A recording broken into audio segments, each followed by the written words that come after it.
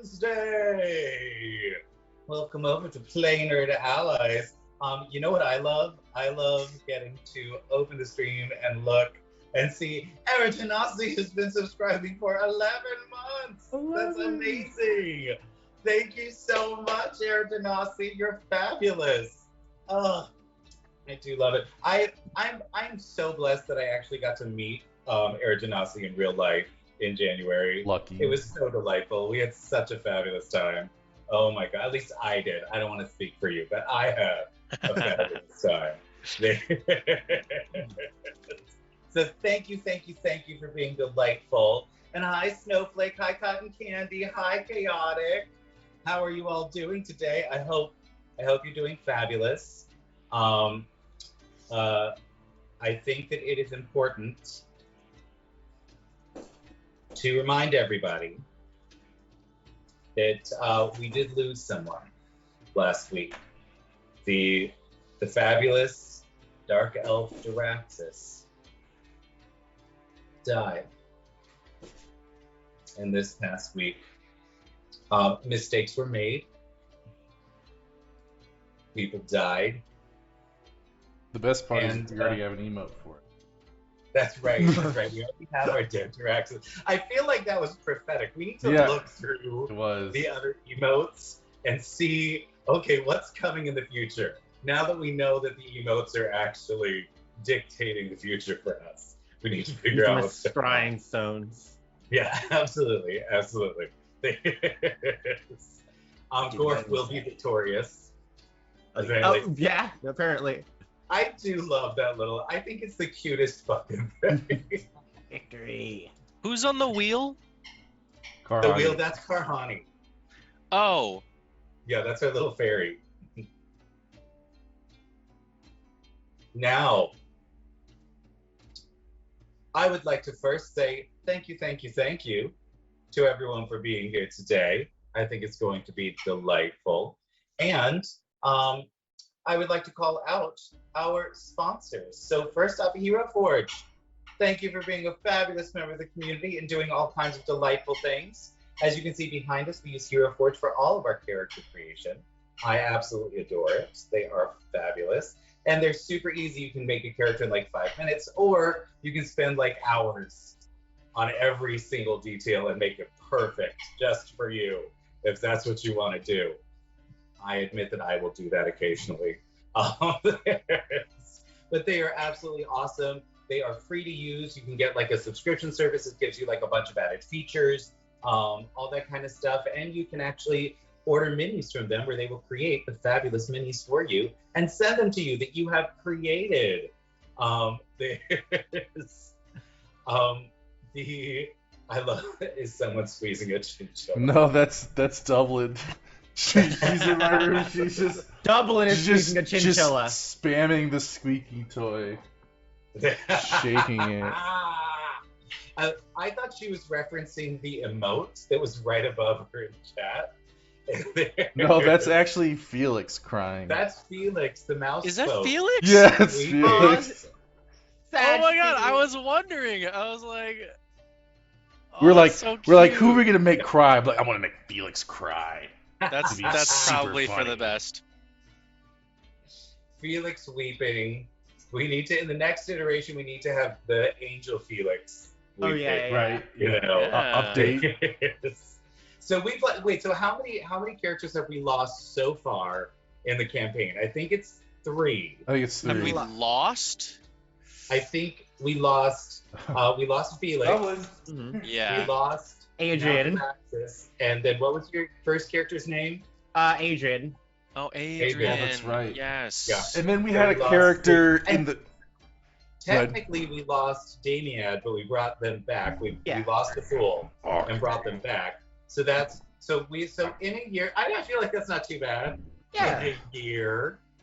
3-player character. Look We're- at Going to the great beyond. Look at the Eric camera. Genasi. Oh. That is fabulous. Yay. There is we've got so I'm gonna say probably since there's been a lot of death already, I'm not gonna take the death blast. So you all can have 10 plus 1s to various roles. And yes, we have summoned the terrifying dragon-toothed golem. He's not named terrifying. Dublin. He's just stupid. Chat, fear for your lives. See the absolute heart and soul with which Lando fearlessly deals with this horror. That's right. See that? Lando, I mean, I just want you to know, Lando could die at any second. Oh, 100%. Our Yes, most common yes, nickname yes. for her is Dumlin. Oh, wow. Wow. No, it's like watching thoughts. those safari guys or like zoo people when they're like sticking their head in the crocodile's mouth, just Yeah. tempting fate. Yeah. Bite me, bite me, bite me. That is what is happening right now. Bite And me you're for all content. witnessing it. For content, I'm Dublin. sure. I'm sure that we're probably going to get a lot of lawsuits from this. Is my guess. We have a lot You of know. people needing therapy, sending us their bills. Absolutely, yes, 100%. And please All right. do, Go on, please Dublin. do send us your therapy bills, your Dublin-induced PTSD therapy bills. And thank you for the follow. Not a Chico. I hope that's how you pronounce that. Might be terrible Oh, mispronunciation. And I added some Dublin emotes to our Discord. Oh my God! did you Yeah, really? yeah, I did. I realized how easy it was to add just like picture emotes, and I'm like, oh, yes, please. Oh So my God! Yes, That's please. fabulous. Yay! So I want to know from you all. First, Pro, where the hell were you last week? What happened to you? So, after realizing that I gotta figure out what exactly I want for not just myself, but for the entire multiverse, the Patchwork Planet, I did a bit of a stroll throughout Delver, seeing how everything was going. Hung out with the Dreamers, dreamt a bit with them to see if I can't find some part of myself and reconnect and, understand myself a bit more. Then I heard sheer pandemonium on the other side of Delvers, where my friends were, where I last left them. And so I went over, and I saw the desolation of an area from the previous Nightwalker. Yeah. The corpse Yeah. of my lab buddy. Just Yep. there. Just dead. Just dead. For those in the audience that don't know, a Nightwalker is a CR20 undead creature that appears only when somebody physically enters the negative energy plane. And the only way to get rid of it is the only way to get that person back from the negative energy plane is to get the Nightwalker to go back, but they don't want to. These things are terrifying. They literally, if you get close to them, they do 6d6 necrotic damage just by standing near them. 30 feet. So any commoner within 30 feet of them just instantly dies. Yeah. yeah. So it is just, and if you die because of a Nightwalker, you cannot be resurrected. You can't be revivified. The only way to get you back is a wish. That's it. So poor Diraxis would need to find someone with a wish spell. I do have one question though. Did Diraxis finish his research on non-magical healing potions before he died? Because last time we checked in with him, he was about halfway there, and I'm curious if we I go to would his assume lab so. and you see.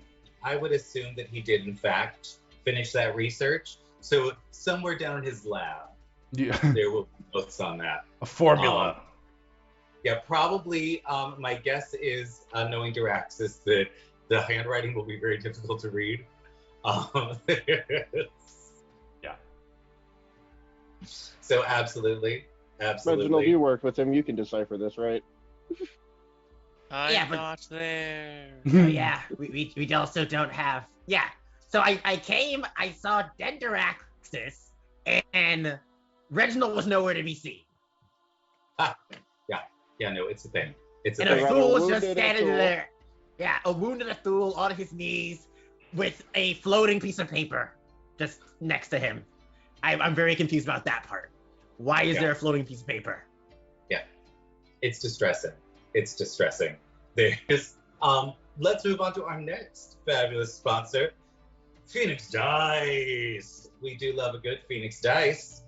Phoenix Dice, if you win today, which you can, you could personally have Phoenix Dice delivered right to your very doorstep if you hit, and this is very complicated, all right? You have to hit exclamation point raffle, RAFFLE in the chat, and you will be entered into the raffle.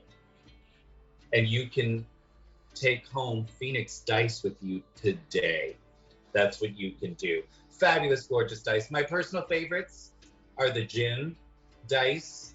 Everything is modeled after a mythical creature. Light blue with gold writing and gold flecks. Gorgeous. Makes me super happy. If you win today, you can choose any dice on their entire platform. Anything you want at all on their entire website. That is what you get. So hit that exclamation point raffle to enter right this very moment. And hey, Reginald, what the hell happened to you last week? Well, like you said, mistakes were made. We decided to make a weapon that was good on paper. Just a little bit of magic from the whole party, and then some liquid divinity. And it turns out that if you put liquid divinity into a weapon, it turns into the god that you got the divinity from is in the weapon. So we had to solve that problem, right? So tried to teleport it, where it needed to go, but then this big shadow monster came. And then it killed my friend. I'm sorry. I feel like we are definitely like just sort of like rushing past a pretty salient point here, which is that you chose to shove Corton into the negative energy plane. He was attached to it, all right? At the time, it sounded like a good answer. I'm sorry, how the hell was he attached to that sword? He was. Well, he was mentally connected to it at the time. So it sounded like a good idea at the time, Yep. For the record, Daraxis wanted to go find the foot monster to send to him. Throw me under the bus. That's fine, Daraxis. You just didn't want to wait for me to find it. All right, I'll go F myself then. Yeah, you got a bunch of people killed. This is what you did. That's what happened. I'm curious to know. If I would have thrown the foot, then the thing wouldn't have come, the shadow? Oh no, the thing still would have come. So then it wasn't my fault. Yeah. So Oh no, it absolutely was your fault. Corton could have done something. Yeah, Corton survived. Doing it differently. The foot wouldn't have survived. No, the foot would have died and there would have been a permanent Nightwalker. Yeah, so I mean you could also have just let the thing blow up. Is the thing. That's true. So, we did kind of reverse it. Yeah. Don't forget you retconned this whole thing. So FYI, everybody, what happened is he's got this fabulous magic item called a planar touchstone, where he can essentially take two things and he can attach them to different planes on the outer wheel, or on the inner wheel of the outer planes. So, but they have to be opposing planes. So like if you do, let's say Elysium, which is the plane of neutral good, you have to attach the other thing to Hades, the plane of neutral evil, right? And if those two things then touch, essentially you create an antimatter bomb. And one of two things is gonna happen. Either it's gonna explode and do a huge amount of damage to everyone within like 30 feet of it, or it is going to force those two things into the opposite planes. So it had generated an explosion that had destroyed like the apartment complex, and it was like there was a lot of devastation. But then because chat can affect a whole lot of stuff, a whole lot of stuff. Um, we used our ally points and things like that to retcon that, so they had all this advantage and inspiration on the rolls that they were making, and they chose to make the different decision and to summon the Nightwalker, and and chaos ensued, and death and dismemberment and terrible things. So I mean, have a god mad at us and potentially ruin our future in that way, or destroy a building. Well, they're mad at Corton. No, they're mad at Athul. Well, no, Daraxus is dead. It would have been helpful if they had explained to me that the liquid that they gave me contained the god of gods. Yeah. So Corton. That's right. He was in front of the thing. So Moradin is pissed at Corton. Yeah. No. Oh, yeah. That's what they saw. You know. I mean, the thing we all have to remember is Daraxus is dead and can't be blamed for any of this. So. Yeah, absolutely. Yeah, he doesn't have to deal with the consequences of his actions because he's Reginald, dead. What are you talking about? That is the consequence of his actions. So is Reginald feeling bad about this? I'm curious what Reginald's mindset about this. Does he think he has no fault in this? Is he upset at what happened? What's Reginald going through? You missed the laugh crying part of the of when he was in the positive energy plane. Yeah, he was pretty upset about everything. Oh no, but he had to laugh. That. Yeah. But what I'm saying is that as what I'm hearing is that you don't feel like any of this is your fault. No, I mean, I think the thing that he is most upset about is that he didn't think of another way, because it was decided that they wanted to fix the whole god stuck in a weapon situation, and in order to do that, it was established that we needed to get it to the positive energy plane. The only way to plane a travel was the thing. So I mean, quick question: could he have done it with an inanimate object? Nope. No, it has to have some sort of life force. Gotcha. To it. Like a plant? So a plant.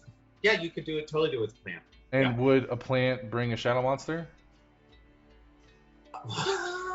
I would probably do a plant bringing a little sort of minor version of it or something. Sure, just a curiosity. It's definitely, we can go down that rabbit hole. We're getting theoretical and ifs and buts. Yeah. I mean, so what I'm trying to, as the DM, what I am trying to get to is what Reginald's mind, where Reginald's mind is about all of this, so that I can design some interesting things. I definitely believe Reginald is thinking different scenarios, different ways. If he used the foot, no, it would have still. If he used a plant, maybe, But no, he's upset that Daraxus died, and he's upset that he couldn't do anything more, and that in the end he was still a fool that couldn't even do one thing right.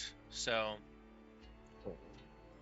Well, all right, Reginald. All right, getting down on yourself then. All right, if that's where we're at. He was literally saying all of that when he was dying in the positive energy plane. He almost gave up. No, I understand. I'm just saying, if that's where Reginald's at. Reopening the wounds, man.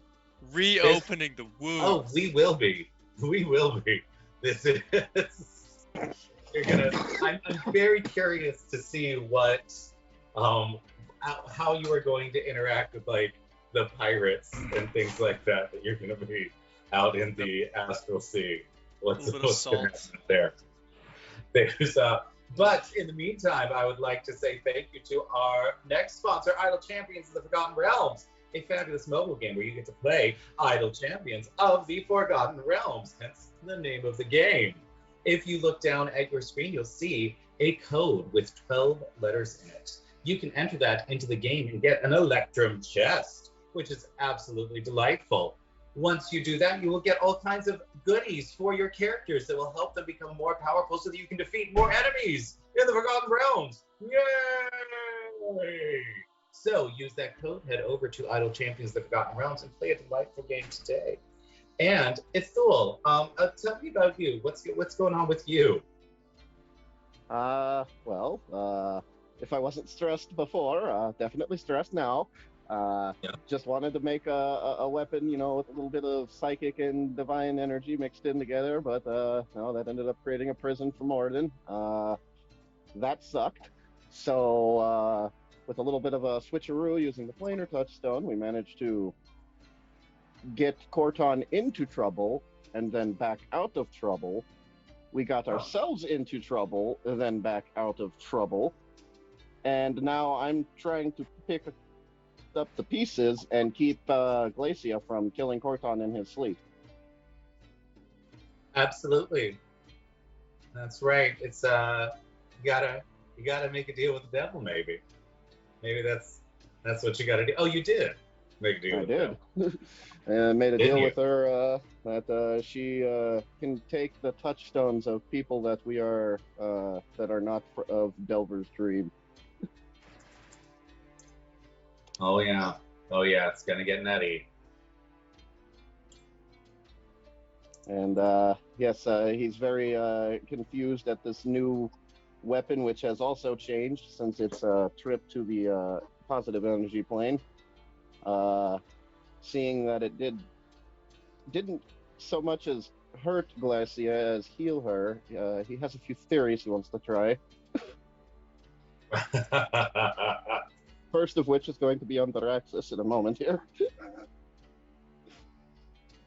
There's there's a lot of things to learn about this blade. Absolutely. Now, I'm curious, we have with us Gorf. What's Gorf been up to recently? Well, that's an interesting question. The timeline is a little wonky.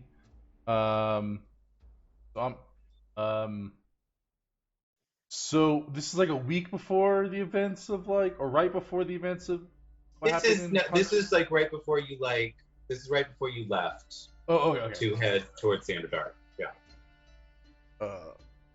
Yeah, so I've just been kind of preparing to go down underground with my new friend Goldie. Says there's like a monster there or something we gotta go beat up, and oh no, Corton said we have to investigate and we can't fight it, so it's kind of shitty. But I didn't know Daraxis well, but he seemed like a cool guy. He's different than any of the other drow that I've met. Kind of made him special and unique, but yeah, we've been doing Absolutely. we're doing some crazy things, but we gotta take a break to honor a fellow Delver dweller, ex-hunter. Delver hunter. Delver Dennison would be. They that. could absolutely be a Delver. They could be a dreamer. They could be all kinds of things based on the name. A Dwelver. Dwelver. Yes. Yeah, A Dwelver. Dwelver. Absolutely. This is important. Thank you, Chaotic Platypus. Yeah, absolutely. I love it. And today we are going to be seeing just how everyone reacts to a Nightwalker suddenly appearing in the midst of this. I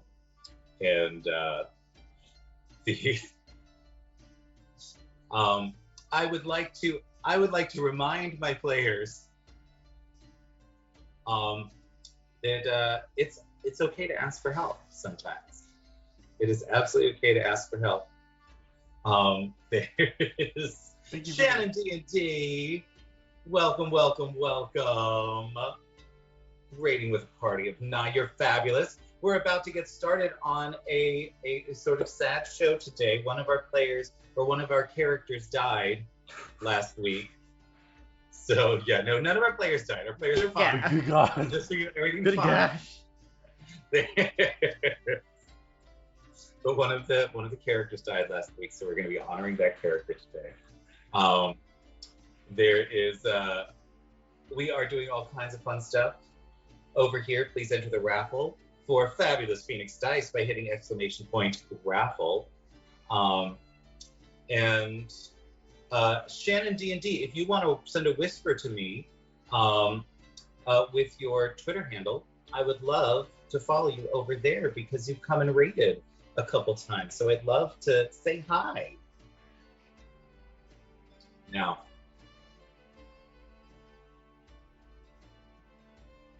let us see. Let us see what we shall do today. We will start with Ithul.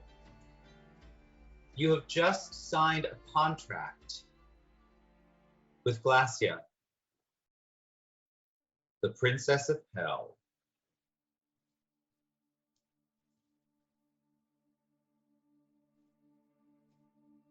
She is going to gain her touchstone somehow, and you are going to help her.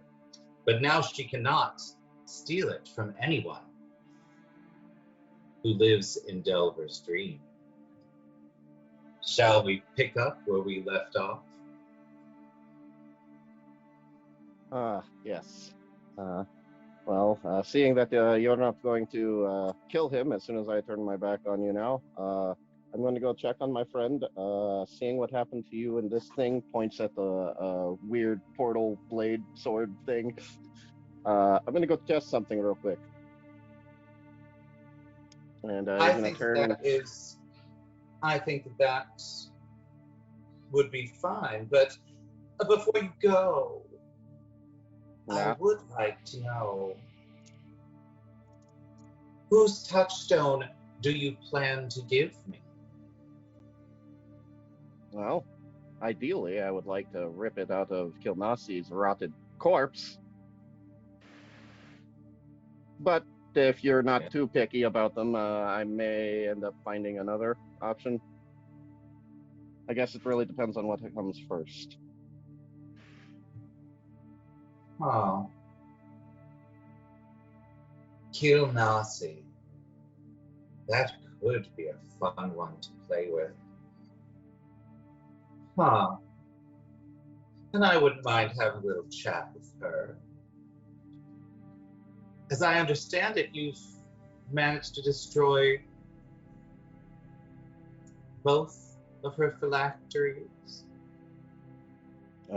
Well, 2 of them. I don't know if there's any more. I hope there's not. They were on the verge of figuring that out when, the God of Wisdom came in and did all of this. Yes. He can be quite bothersome, don't you think? Well, I kind of find that to be the case with most gods. There's very few that I hold any sort of regard for. Huh. That's good to know. Little squid monster. Hey, if Now, it makes you feel better, you can call me Calamari.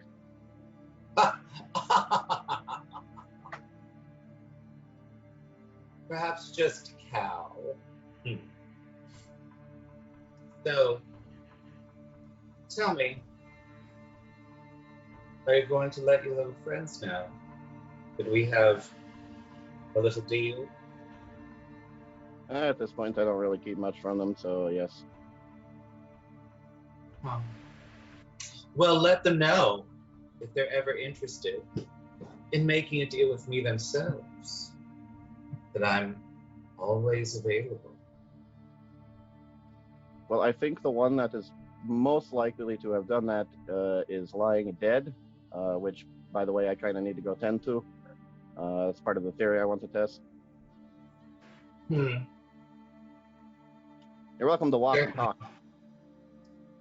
Now, you know, of course, that I know a bit about magic, Obviously. and I might be able to help. Oh, and what would you want in return for that? Who knows? I'm sure something quite simple. Well, I guess let's see what you can do. Now, why don't you lead me to your friends? He'll head out the Corton's tower, heading towards the others of the group, right where Duraxis is currently sprawled out on the floor. See Crow there, just arriving. And Athul, not wanting to desecrate a body, he's going to extend out one of his own tentacles from his face, and he's going to bring the dimensional blade up to it, and he's going to swipe it through his tentacle to see if it cuts his tentacle off. Oh, wow. It absolutely does, but immediately, like, the cut off tentacle heals. So there's now just a piece of your tentacle on the ground. So does it, like, grow back, or does it just heal up at the stump? It just heals up at the stump. Ah, okay. Interesting. Yeah. And you literally, like, you didn't even feel it. Like, it's so sharp that it doesn't even register pain. Fascinating. He's going to then take the blade and he's going to plane it out flat, like as if it were like the roof of a coffin over Duraxis. Absolutely. Like, just a sec. Thank you for the raid, old brogger. Come on in. We are dealing, very sadly, with the death of one of our characters. Currently, the Princess of Hell has made a deal with one of our characters, and we'll see if she gets to make one with any others. Won't we? Go ahead. But yeah, he'll like try to expand it as much as possible, hoping that as much as the positive energy as possible will be leaking from it. And he's going to reach down and put his hand on Duraxis' chest while the thing is floating above him. And he's going to try and pump in some lay on hands. Into Duraxis. Yes. As you start doing that, you feel this just bottomless pit. Normally, when you're healing something, you can sort of feel something. The magic will latch onto something, and you'll be able to sort of knit it back together or fill it back up, whatever is necessary. In this situation, though, it's just a pit. There's nothing there for your magic to latch onto. And as you begin trying to heal it, you actually feel the magic starting to be drained out of you more than you want to give. Yeah, pulls my hand back. What happened? Oh, well, where did you come from? From the Dreamers. What's going on here? What? It's Duraxis? Long story short, yes, he has passed. I'm trying to heal him. Unfortunately, I don't think I can. What the fuck happened? Well, you know that pet project I was working on? Yeah, the sword that you've been trying to make with that divinity you got from the god of gambling? Yes, that. So the three of us were working together to, that being me, Duraxis, and Reginald, were working together to infuse our magics into the creation as it was forming.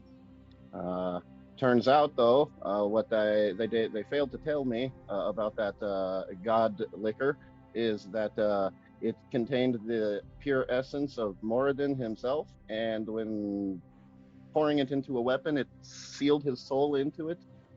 So, in an attempt to rectify that mistake, we attempted to use the touchstone to link him, like I don't exactly understand how that touchstone works. Something with the planes and swapping places, and then there was an explosion, and I just don't understand exactly how that touchstone works. I'm sorry, I don't know how to explain it any better than that. But Oh, okay. then the but- result was we managed to send this thing, and he points at the floating paper blade, into the positive energy realm.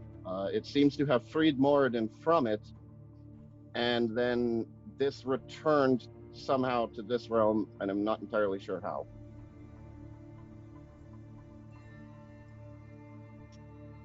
and But before that, Corton was shunted into another dimension, and in his place, a massive monster of pure darkness that made me feel fear like I've never known in my life.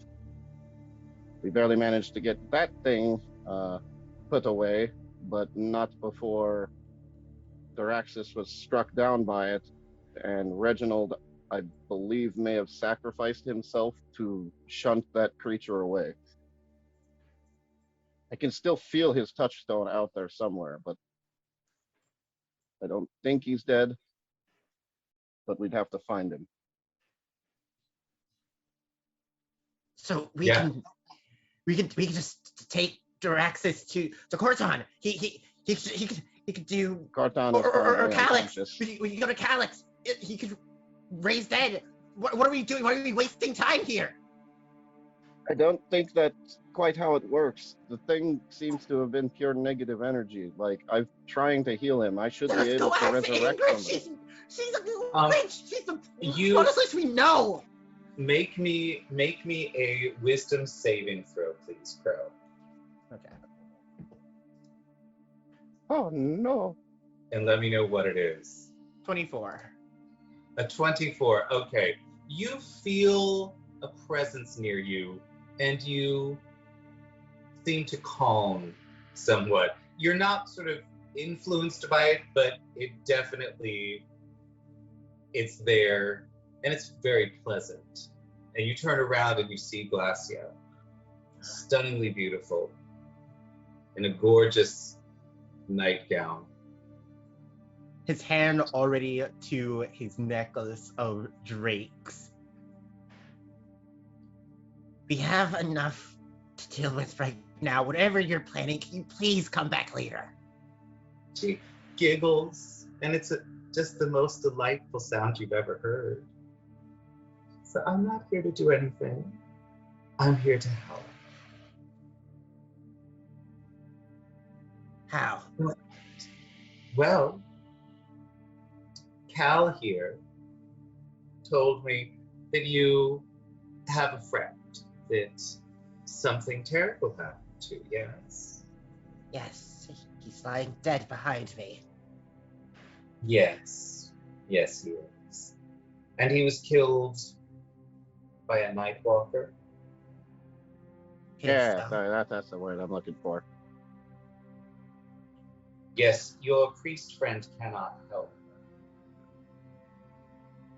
Even the gods are not powerful enough to bring him back unless they appear physically.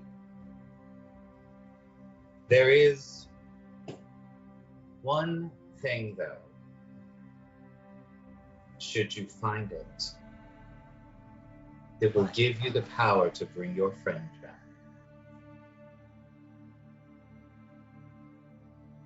Would you like to know what it is? I'm sure it's gonna come at a cost. Everything has a cost, dear. She looks over at the floating weapon. That had a cost. It cost your friend.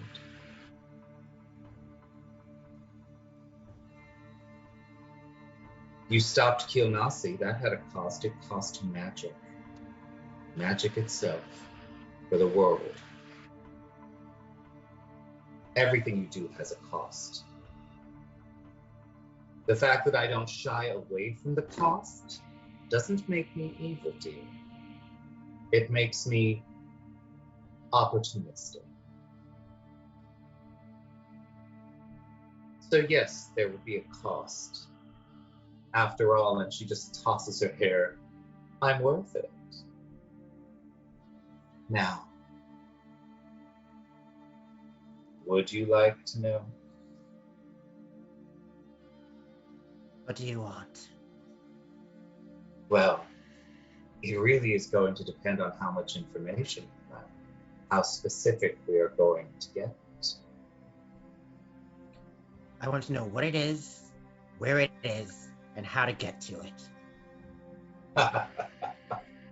Of course you do. Fantastic. What will it cost? It will cost one favor. That's all.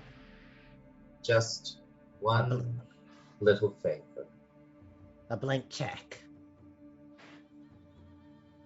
Yes.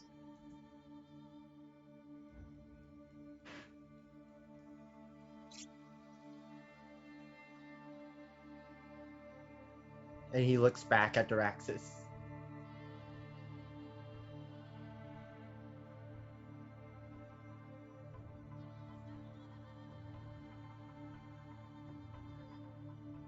I'm sorry. But I've seen these deals go wrong too many times. That's fine. Alternatively,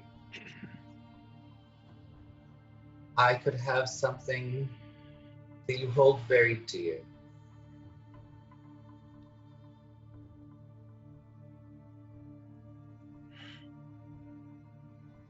The deal would be done here and now.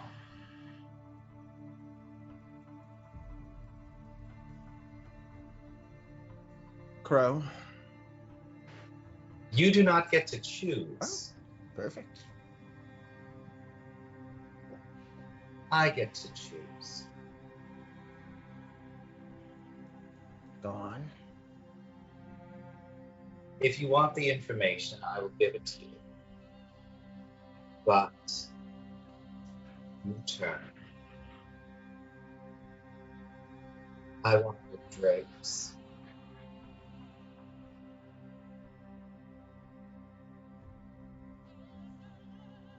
What's an archfiend want with simple drapes? Do you truly think them simple? I mean, not the way he uses them, that's for sure. It's just they seem far lower than your standards. Well, things aren't always what they seem.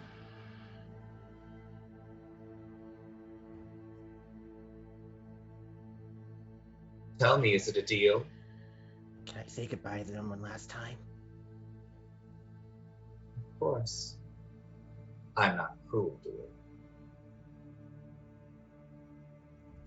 Crow takes off the necklace, throwing it in the air. A confluence of magical elemental energies fills the entire thing as each of his drakes manifests. Beha, the Radiant Drake. Kriatal, the Fire Drake. Thrat, his Poison Drake. Glacia, his Ice Drake.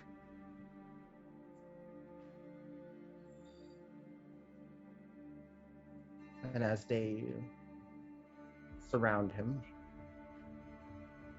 he walks over and goes to a knee.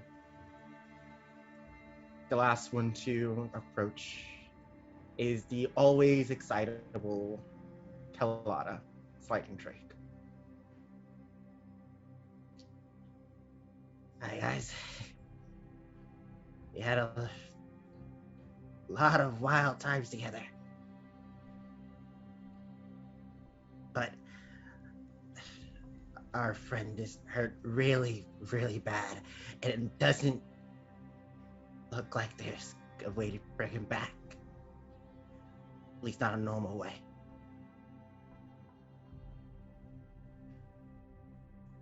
I want you guys to know that I love you so much. You all grown up so much. Take care of each other.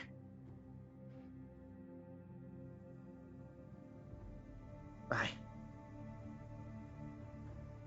And with that, he dispels them one final time. She reaches over, pulls her hands apart, and you see a scroll appear between them. It is the deal exactly as you've said it, no tricks. All you have to do is prick your finger and put a little drop of blood there.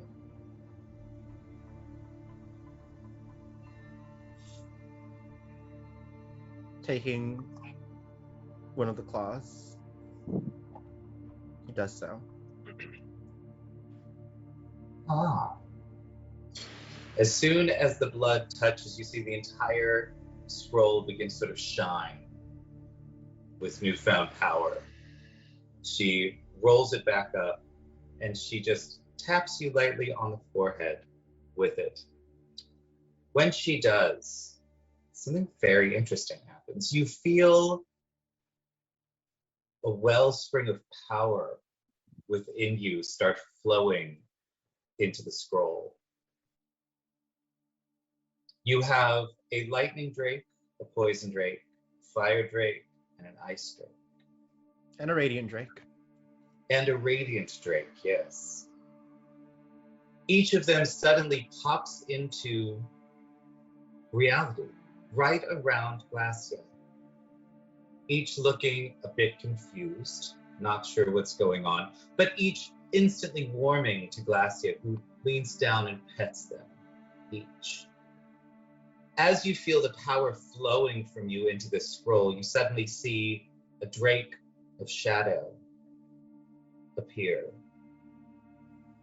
You see a drake of clouds appear. You see a drake of steel appear, and you see these claws appear on the necklace. She pets each of them and then snaps her fingers, and you see them disappear. Oh, my child. If only you knew what you had given up.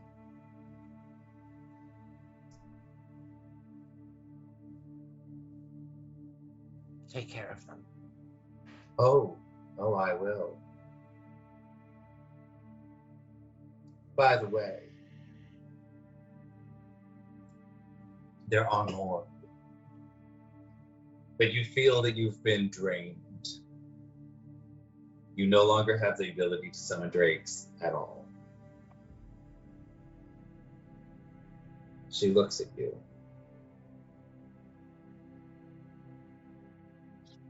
I'm sorry to say that you would have found it anyway. The Temple of the Orcs, the ancient wellspring of their magic, in the swamps of Namked. Within its ancient walls, there is a stone tablet. And upon that tablet is written a series of words, but they are more than words. These are the words of creation. These are some of the words that shaped the universe itself. With these, you can bend reality to your whim. But I will give you this warning for free. Use them wisely, or they could destroy you utterly, or they could shatter the world itself. Think very hard before you use them.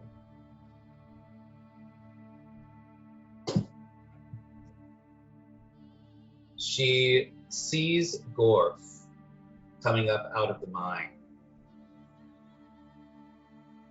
And she says, Ask your friend what it's like when one wields the words of creation. Ask what happened when the sultans spoke them in Jarsaid. Now, I think it's time for me to play with my new pets. Have a lovely evening. And with that, she wanders back to Cortan's castle.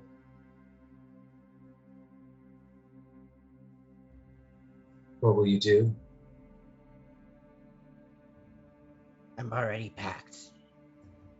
We were going to non-head regardless. Let's not waste more time.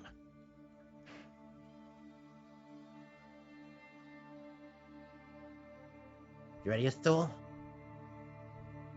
As I'll ever be. Hey, Garth! Hey, Crow. Been a bit. Oh, Yeah. wait. What the hell happened here? It's a long story. I can Oh, fill you in. you're very aware of what happened here. Word has Oh, spread it's been that long. throughout the Okay. month It's been that at long. this Okay. point. Gotcha. Like there are as you were coming up out of the mine, you saw throngs of people starting to head this direction to see what's going on. There are crowds coming. I can fill you in on the road.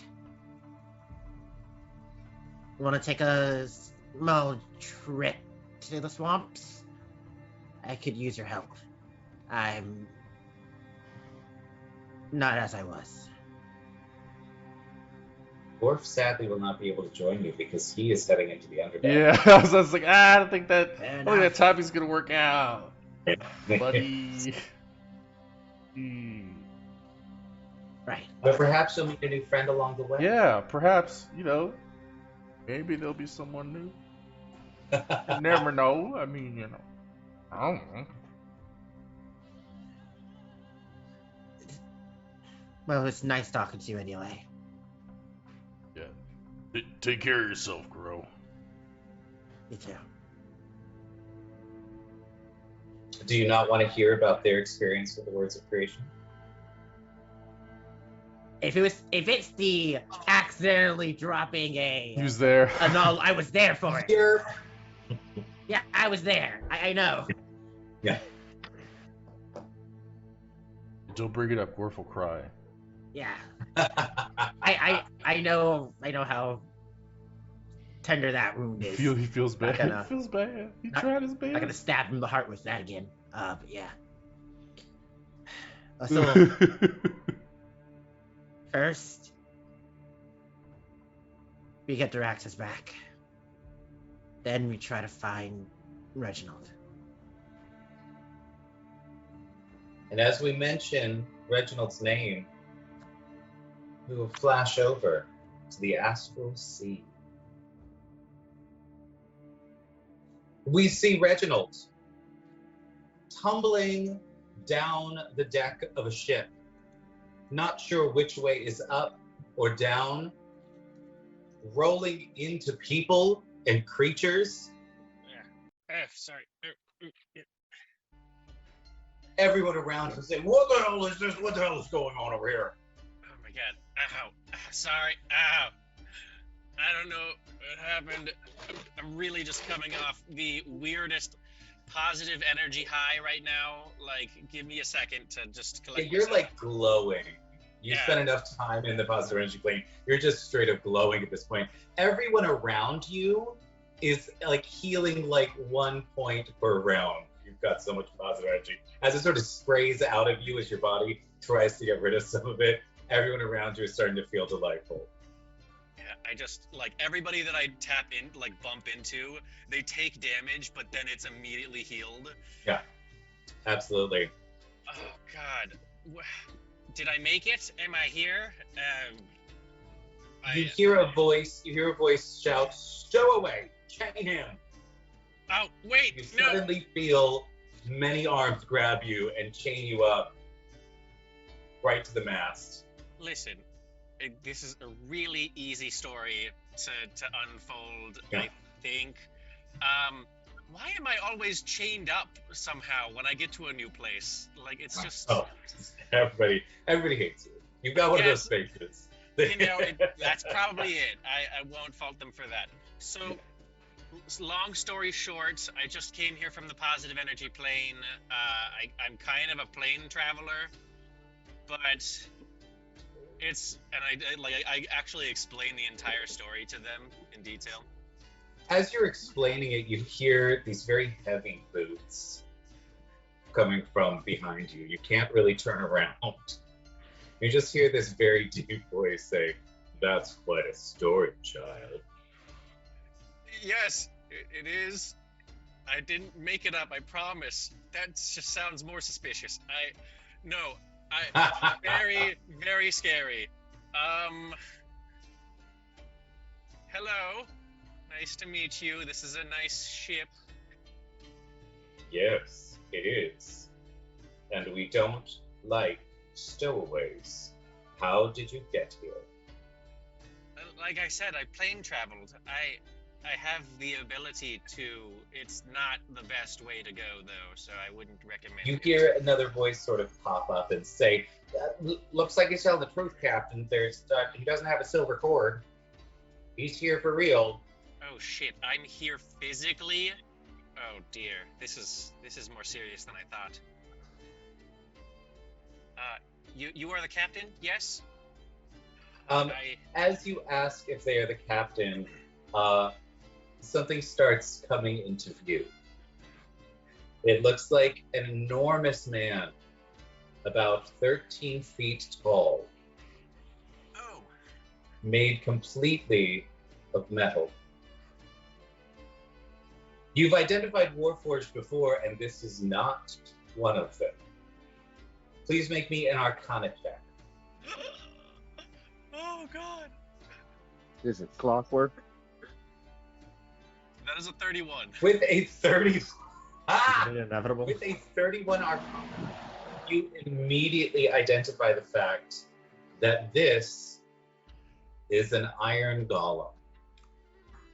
My dear, you are absolutely amazing. Just I just start going into babble of just like to myself really of the like schematics and the like design of this creature. The arcane architecture. Arcane architecture is nothing like I've ever seen before. I mean, you would need some kind of intelligence and something to power it. And then how is the arms, the articulation? It is just absolutely phenomenal. The design is unparalleled. You are something. He else. just puts a finger to your lips and accidentally knocks one of your teeth out. It's okay. I wasn't using that one. Phew. Oh god. Why are you here? Well, the thing is, I'm a very curious soul. I just, at a time of weakness, I had only questions, and the only place that I could think to go to that might have the answers is here.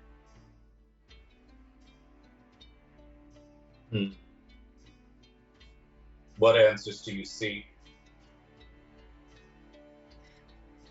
I'm afraid they might be the hardest answers to find. I mean, what are the planes? What is magic? Why? I seek to find the answer to the creation of. Ah! You are a simple little creature. I get that a lot, actually. Those questions have no answers, or they have every answer. Do you seek to know creation and the universe itself? If I could possibly glean the answers to those questions, I would be happy. Only the gods may find those answers. I was afraid that would be the case. Is that what you see? Godhood? I never thought about it. As you said, I am simple. I make constant mistakes. I don't think I would be able to. But if I could understand them, that would be enough for me. You cannot understand the gods. They do not work as mortals do. Then if my only option is to become more like them to understand them, then damn it, fine, I will. That is what I want. Still chained The up. entire crew just starts laughing. Of course you do. Well, get him dressed. He will come with us then. Thank you. Several of the other creatures, and you see things from what looks like all over the multiverse. Creatures from every plane of existence. You even see a couple like awakened plants wandering around. Nice to meet you. I go in for like a handshake, and it's like, As soon as you do, you feel like several hands come and just start undressing you. Oh. And they now put you into your uniform as essentially their servant. This is how they explain to you, this is how you start. You start at the bottom, you prove yourself, you work your way up in this crew. But the only way for a spot to open is for someone to die. Oh. So it might take a while. And they also fit you with 2 bracers. They look very simple, but they also look to be made of the same sort of iron that the golem is made of. And they explain to you, you will never be able to take these off without his permission. And anytime you attempt violence against anyone in this crew, that violence will instead rebound upon you. Have you gotten a good look at me? I'm not exactly the type that has the capacity for violence. Well, I could be a navigator, though. It might take me a minute to get my bearings, but you see a Githyanki poke his head out of a cabin.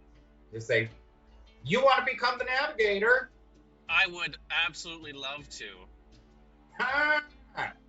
You can eat my shit, you little bastard. You're gonna have to kill me first.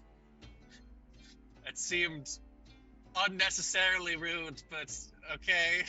Not gonna eat your shit.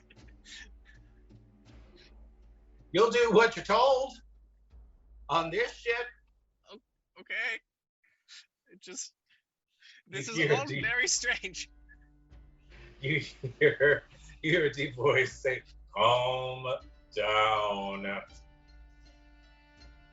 The navigator just sort of pops their head back into their cabin, stops talking. Tell me, what can you do in a fight? Well, I have my magics still, I believe. In this plane, is magic still working? Is that a weird question? What plane do you come from where magic has stopped working? I seem like I have let on a little too much information. But you will answer. And he snaps his fingers. When he does, you literally see a spark jump.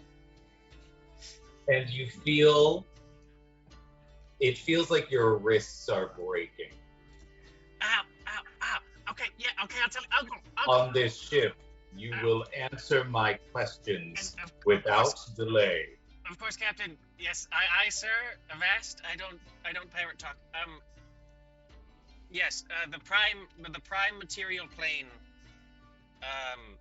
At least the one that I came from. Which sphere? The broken one? At that, he suddenly stops. Like, you. There's nothing there. The reef of glass is impenetrable. Oh, yeah. I mean, absolutely not penetrable. I mean, no, yeah, shit, fine, yes, okay. It's penetrable, and it's also kind of fixed for right now, but not really. God damn it. Oh. That's what I said. I mean, the God of Wisdom really kind of messed up stuff over there, and that's why there's no magic. Did that little bastard Corton get there? You know Corton? Everyone Yes. knows Corton. Yes, he is really rude, like all the time, isn't he? Mm-hmm. Yeah. Well, he's there. He's kind of running a mine, I believe. And I sent him to the negative energy plane. It was kind of funny, but also really the worst decision that I've made. You summoned a Nightwalker? I did. Not You're the an best idiot. decision. That's what I said, okay? Listen, I'm Good. figuring it out. God, how did magic disappear from the reef? Well, the God of Wisdom shut off all of, from my understanding at least, shut off all of the connections with other planes. Corton is the God of wisdom. What? Why would he shut it down? Oh, wait.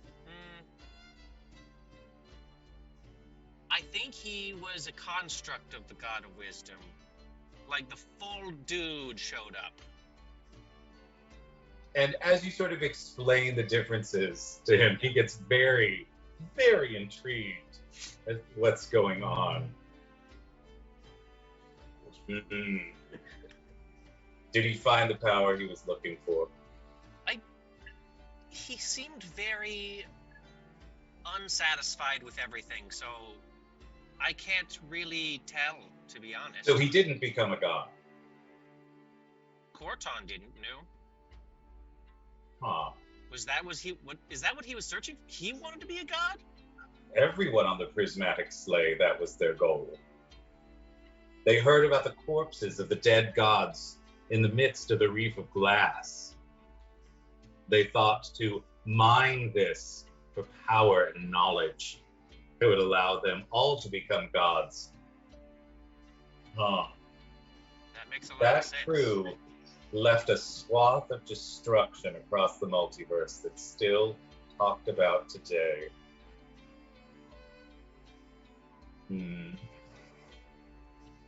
Well, what did he find? I think he just found the remnants of an ancient and one of the oldest spheres, is from what I understand. Yes, it said that the reef was the very first. The story is a little bit iffy for me. I only half listened when they were explaining it, but can I do a history check to actually see how much of it I know? Absolutely, yes. Okay. Let's see what you do know. Oh, goddamn, it's another 31. Shut up. I'm so sorry. Can I roll with disadvantage? And you can just ramble off everything you know Yeah. about this thing. As soon, though, as you start talking about the reef coming back together and the loss of magic and all of that, suddenly he gets very, very interested. You start talking about that, and he's, wait, do you have one of these touchstones? Yes, that's how I got here. I mean, like I said, all of the connections were severed, so the only way to travel was with my touchstone. How interesting. Show me what it does. I'd rather not. You know what? Let's get somewhere a little bit more safe, maybe, and I can kind of test it out. It's very volatile. You see him suddenly rise like 100 feet above the deck, and you rise with him. He says, "Show me now." All right. I will warn you that if I use this, I will connect both of us to different opposite energy planes. If we touch, we could either teleport or we both take a lot of damage. Then you see him pull two others up from the deck. Boom, there we go. Move them a good 45 Saw feet that away. coming. You see that they're dressed in the same uniforms as you, sort of like the lowest of the low on the pirate ship. There's one that seems to be a Githyanki, and there's another one that seems to be some sort of celestial. Like they have like a little bit of a glow. They might be like an ASMR, but they might also be from one of the upper planes. Right. Captain, I will leave this up to you. Choose two opposite energy planes. This is fun. I do enjoy the plane of fire. Let us do Alright. fire and water. And I will link the celestial to the plane of water, and I will link the Githyanki to the plane of fire. Now, watch what happens when they make contact. And you're both sort of out of the sphere of influence. He's sort of shifted you where you need to go. Because you are as intelligent as you are, you realize that all of a sudden in the astral plane, you can control where you're going by thinking about it. It's got subjective gravity. As soon as they are sort of, the captain sort of floats them towards each other, and they're just like, "Captain, what's going on? What do you need us for? What are we doing? And please roll me a D100. Please roll me a percentile." Let's do it. Low is explosion, high is That's a something else. 51. A 51. Barely Absolutely. avoided the boom. So barely. You just see like both of them suddenly disappear. I just look at the captain, kind of nodding. So where did they go? Well, the celestial went to the plane of fire, and the Gith went to the plane of water. Huh. That could be very useful. Huh.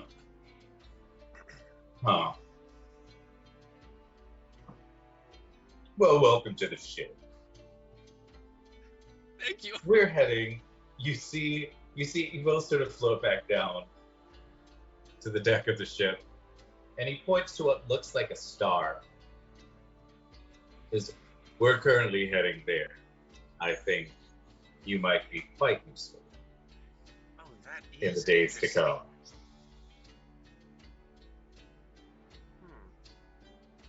All right, I am excited. Oh, good. I do like an excited crewmate. This should be very fun. So, you will need to kill hundreds of people when we get there, but that shouldn't be a problem for you.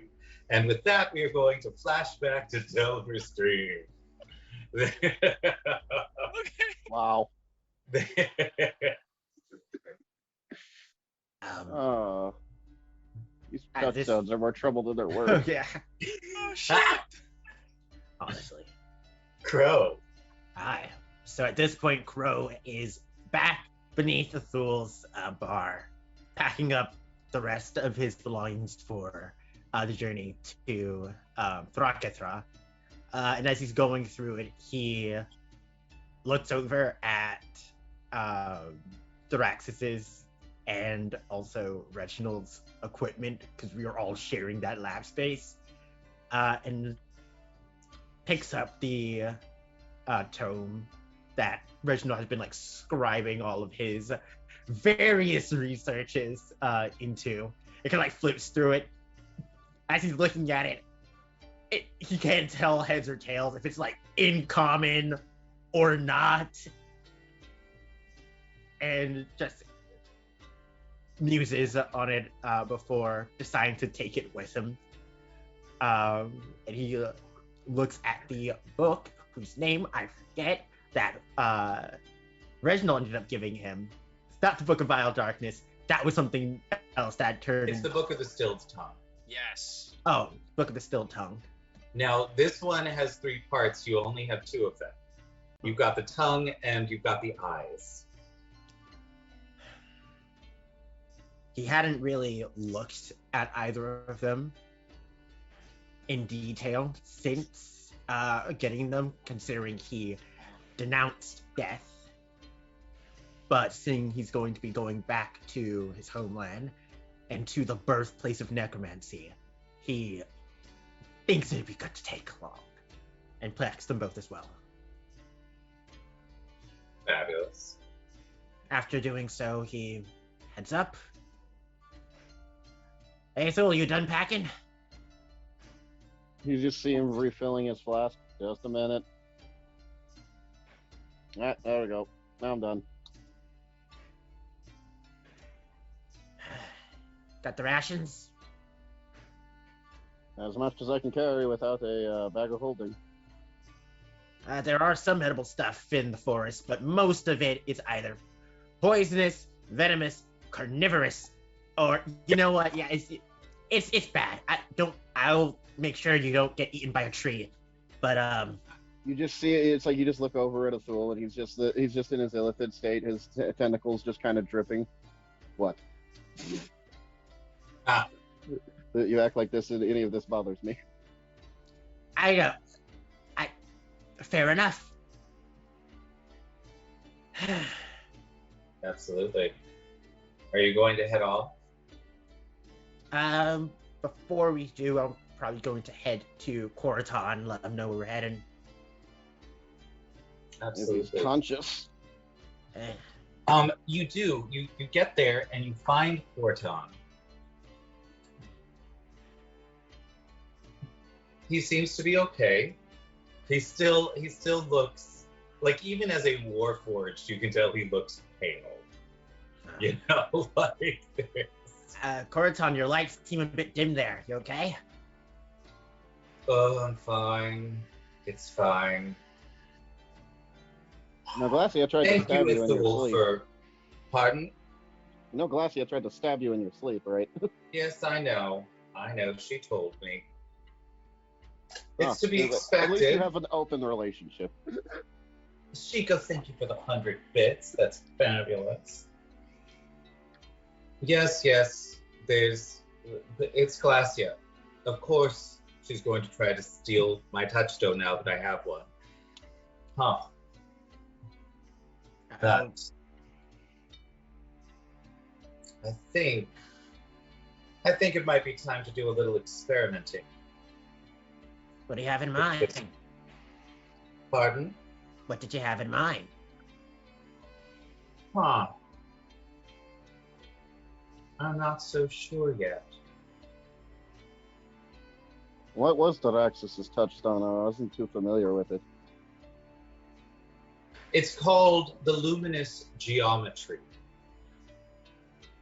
It works on natural principles. Such as? Anything that has a numerical value, it can increase by 60% or decrease by 40%, following the rules of the golden spiral of nature. So like the snail shell. The snail's shell, the pearl of the fern, the edge of the leaf. Absolutely. That's quite interesting. Yes, we shall see what new and unique things can be created with something this powerful. Well, if At she any told rate, where are you heading? to Nonkad, Tharkathra specifically, What for? to bring back their axis. What's in drop them? They could possibly bring them back. According to Glacia, the words of creation. You just see him turn and say, "God damn it, Glacia! You're sending them after a fucking wish spell." See her sort of pop her head out and just say, Shrug. This. Head back into the study. Yes. What'd you give her? My drakes. Ah, shit. Well, you just gave her access to all of the elemental magics associated with all of them. I'm aware. That should be... No, not just the drakes. You're a touchstone holder. You still have a connection to them, which means she now has a connection to all of the elemental planes and can use that connection to do all kinds of things. Well,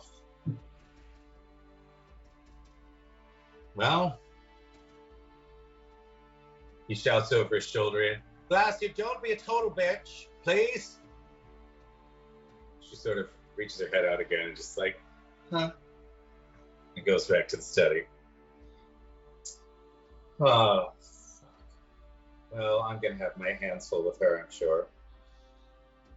If anyone Well- can handle her, it's you. Let's hope so. All right. Well, is there anything that I can help with? I mean, unless you have a means of helping us get to non-kid a little quicker. Nothing I can think of. Well, certainly. Let's see.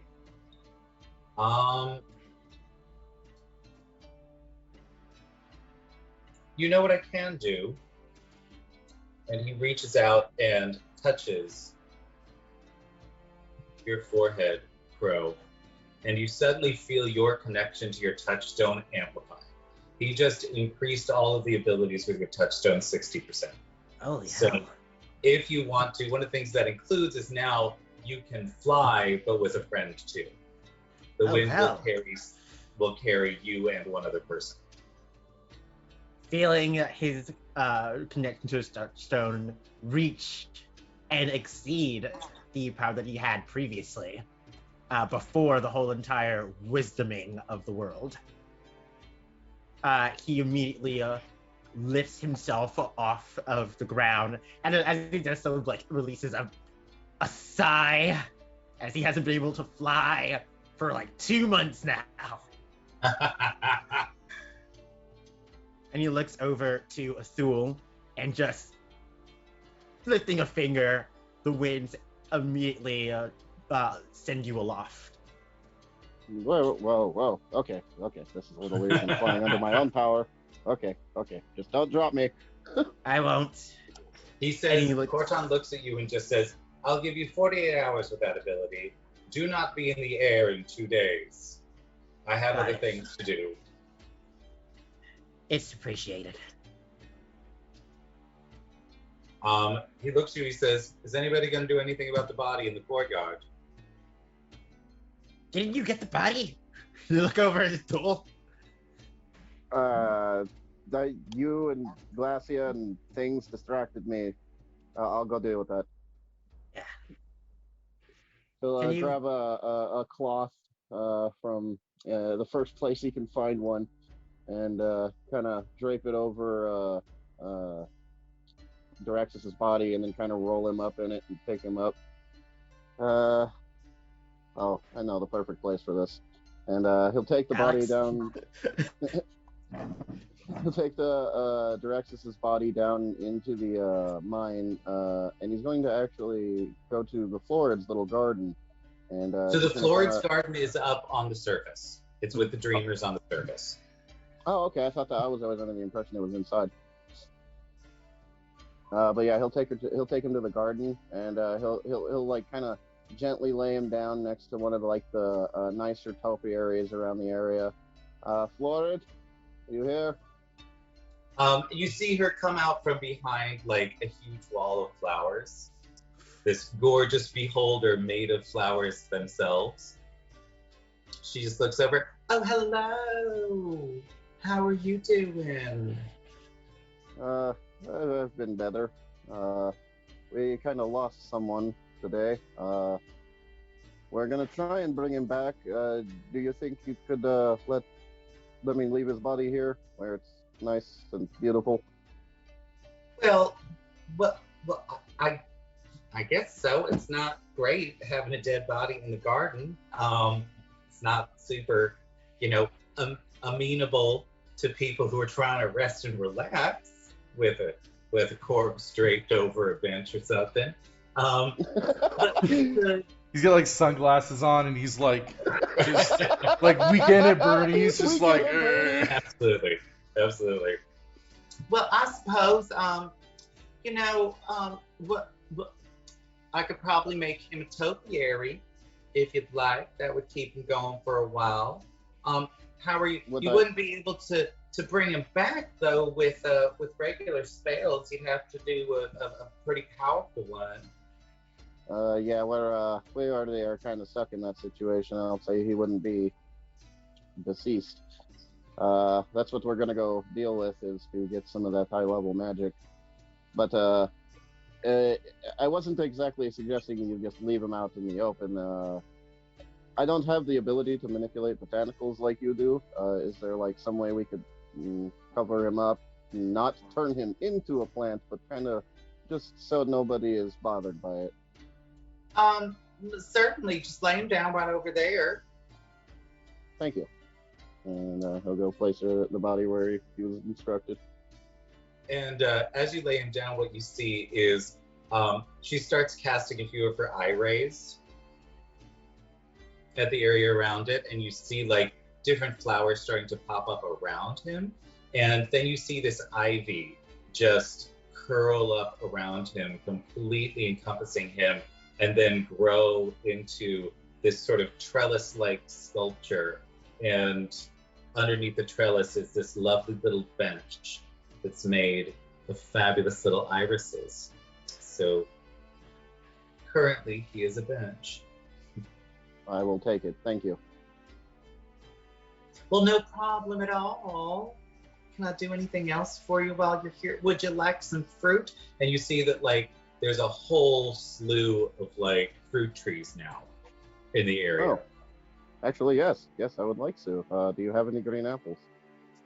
Ooh, I do. And she goes over and you see a tree, and you can tell that what she's done is she's actually like, God, I forget the term for it, but like when you actually carve out a spot and you put a different branch into a tree, and then it grows over it. So you can have one tree that has like a branch of green apples and a branch of red apples and a branch of plums and, all these different fruits. So there's like a tree giant grows tree. Everything. Grafting. Yeah. Grafting, yeah. It's what? Grafting. Grafting, thank you. So she's grafted all kinds of different, she's got like 3 or 4 trees where she's grafted all of these different branches onto them. So there's just dozens of types of fruit available. Thank you very much. It's one of the few things I can actually taste on my tongue. What were you saying, honey? Those tart apples are one of the few things I can actually taste on my tongue. Oh yes, they are delicious. There's here, and she grabs like 4 other kinds of apples, and like some of them are red. There's a pink one. There's one that's a little mottled, but looks really tasty. It's like, anything else I can get for you? No, but if you'd like, I can try and grab some fresh plants from the journey and bring them back for you. Ew, that would be fantastic. Thank you. Just bring their seeds. Bring their seeds. That's all I need. All right. Hopefully, I can find some stuff you haven't seen before. Yeah. And she, as you pluck the apples, she like sort of just, while she's talking to you, one of her eye rays sort of turns around and sprays a little eye ray at where the apple was, and you see like a flower suddenly bloom where the apple was. Okay. Your powers never cease to fascinate me. Oh, well, I'm just little old me. And you see, like, as she is saying this, you see, like, her giant jaws open with razor sharp teeth in there. Just sweet as can be. She's horrifying, but adorable. Absolutely, as she should be. And for those in chat who want to know what the floor looks like, you can use our new welcome emote to get a little sense of that. She's delightful. Little welcome. That's what the floor it is. She's welcoming. Now, are you ready to set out on your journey? Yep. All backed. Got the wind saying us. Let's go. You see Crow and Athul, backpacks in hand, striding out of the gates of Delver's Dream. You see the throngs of refugees outside, waiting for a chance to come in and be healed.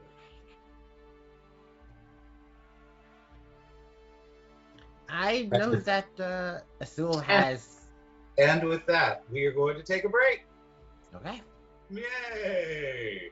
We will see you all in like 5-10 minutes as we go get hydrated, as you should too. Go grab some water. Go look at the sky. It's like 115 degrees everywhere, so maybe don't necessarily go outside, but look at it. Yeah. I have a sunburn to prove it. Oh no. And please hit !raffle if you would like some fabulous Phoenix dice. In addition, go hit up Idle Champions of the Forgotten Realms and Hero Forge to go have fabulous character experiences. And we will be back in just a moment.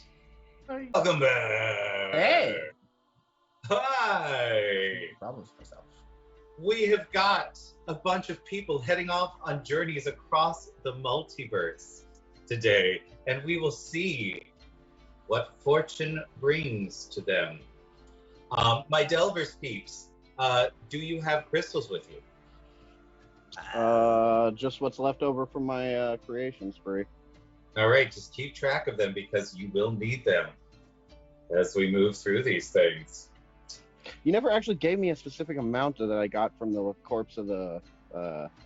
Whatever you had left over, I'm going to say you had like maybe 40 crystals left over. Okie dokie. All right. So you can have that. I guess I'll give 20 of them over to Crow. Appreciate it.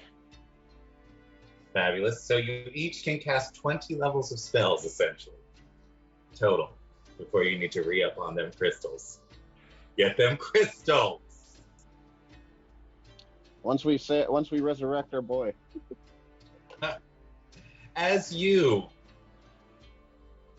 head out through the throngs, you head to the bridge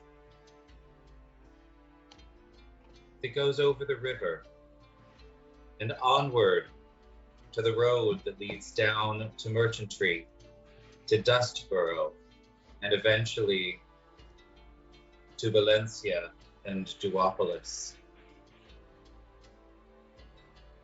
If you take a sharp right, it will lead you into the Demon's Bane Mountains, through the pass that will allow you to enter Nanked. As soon as you step foot on the bridge, you hear... We're flying. Couldn't we just go the way of the crow? In a moment. All right, not a problem. You feel rather than hear a rumbling. Please make me a nature check, both of you. Nature, huh? Let's That's see. 21. Well, yeah, you realize that Nature. this sort of sounds like thunder, and then you realize that it is not thunder, that it is a lot of horses. You see a dust cloud appear on the horizon, and the pounding gets heavier. As the refugees see this, they begin to wonder. You hear rumors flying faster and faster about what this could be that is approaching. And every second, It gets louder. Tell me, what do you do? Oh God, not now. Boy, I'm going to cause the wind to push back the fog so I can see what's approaching, like the dust cloud. It's not too close, so it's a little difficult for you. You can feel your abilities limited now that you are standing outside of Delver's Dream.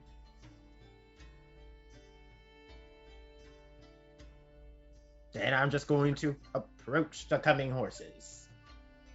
As you stride onto the bridge, you see that it must be quite a lot. There seems to be, as you look down from the bridge itself, you can see coming up the mountain towards you a line that stretches at least a mile.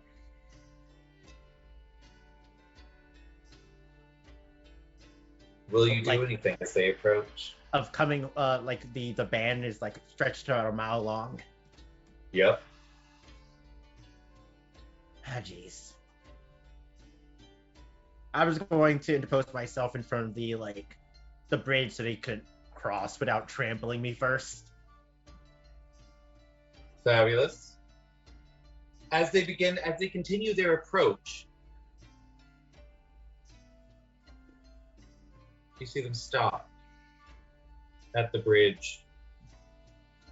A woman in shining armor takes off her helmet. Says, "Are you the ones that I should speak to, the leaders of Delver's Dream?" I am Crocahel of Delvers, yes. We are just on our way out of the city for the time being. May I ask? What authority do you have here? I'm one of the select heroes, the champions of Delvers. Those who have given their lives countless times to protect it. Who are you? My name is Eldween. You notice immediately that she's a wood elf. And where do you I hail have come from? on behalf of the merchant princes of Joaquin Spiral. The ones who sent you here to clear the mine. We have heard tell of the fact that magic still exists here. We are here to exert our rightful claim of ownership on the mine that we paid to have explored. Are you the one I will talk to about this? I regretfully inform you, you hold no true claim. For the deed of this land belongs and always has belonged to the dwarves that inhabit it. The If you wish dwarves to died further- hundreds of years ago. Wrong. They're very much alive. If We you have wish- met these new dwarves. They abandoned their mine, thereby losing their claim to this land. That is not how property works. It is how countries work, though.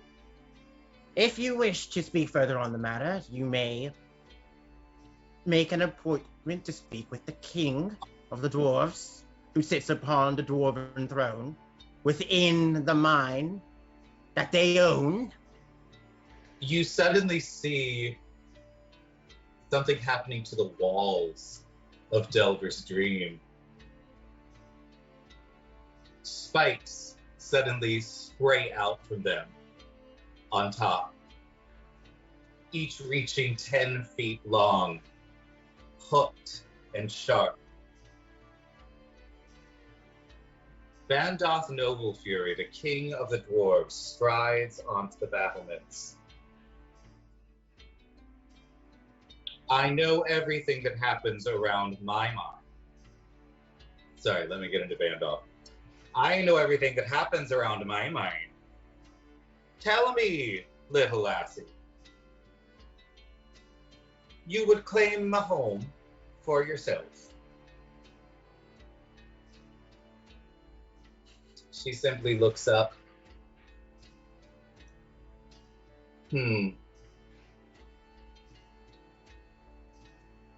Who should I speak to about this? He yells down, you should speak to me, lassie. And the answer is going to be forever no. Anything you all would like to say? I am totally fine with letting Bandoff take the reins on this one. The king has spoken. And Athul, like Crow looks over to Athul. Hey, Bandoff, you got this, right? He looks down, chuckles a bit. He's like, oh, I got this. This'll be a lot of fun, don't you think? Good luck. And you may, Crow and Athul, you may each make me a perception check. All right. Percipityception. Perception. I got an 11. Athul, you don't see anything but Crow. 25.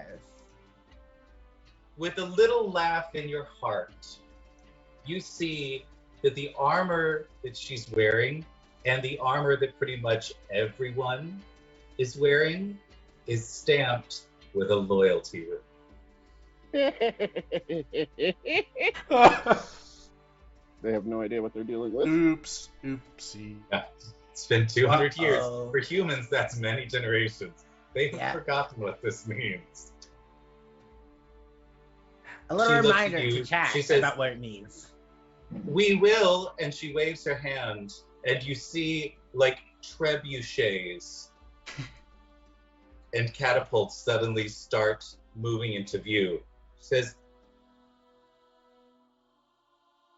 you cannot hoard all the magic of this world for yourselves, which is what you are doing. If we must, we will take it by force. So you guys can hoard it for yourselves? You have no idea how that magic even works. You have no idea how it's even still on. And just yet, gotta you get think raided. breaking in is going to solve it. Do you believe? Do you really believe that you can stop all of us? All? Probably not. You guys, definitely. Ah, thank you for the raid, Elder Scribe. Come on in. We are dealing with a bunch of parties trying to figure out what the hell is happening. Some of them are leaving home. Some of them are trapped in the astral plane on a crazy pirate ship. Done by a fabulous Iron Golem.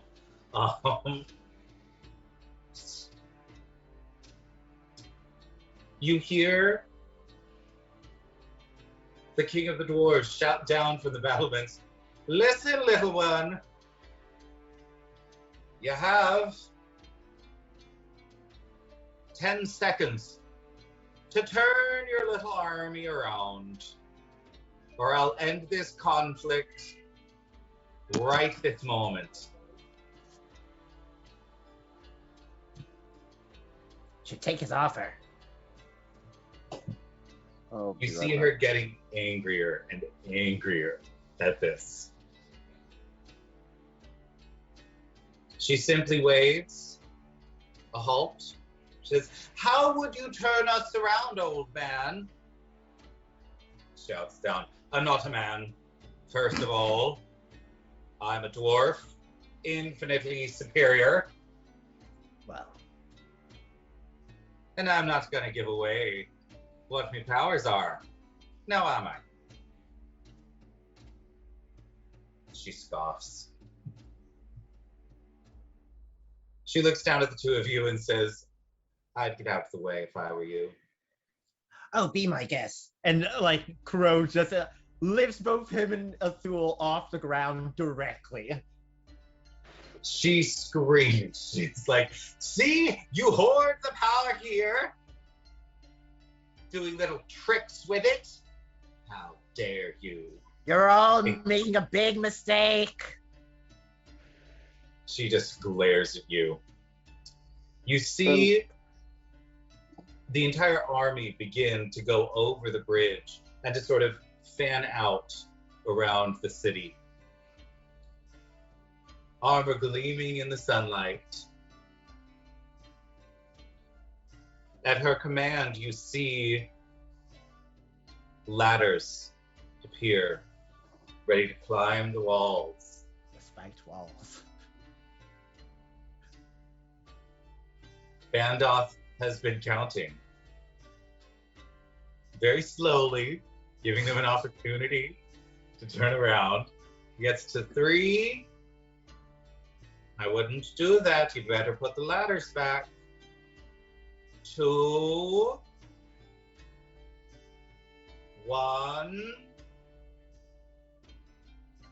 All right, lass. Are you declaring war on Delver's dream?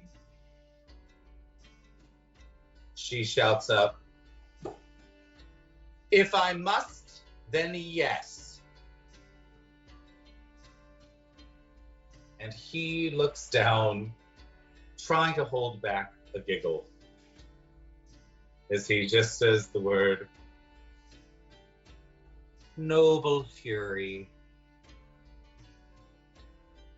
And every piece of armor that is stamped with a loyalty rune disintegrates. She is now in her underwear astride her horse, who now has lost all of its barding. All along the road, all along the rows, you see armor disintegrating to nothing. Those that brought some from home or is new, something like that, they still have theirs, but it's maybe 1 in 10. The dwarves were the ones that had created hundreds of years ago the vast majority of the armor that the country of merchantry used. He just laughs down at her. You forgot? As your kind does, you forgot. We made that. We can take it away. And if you don't leave now,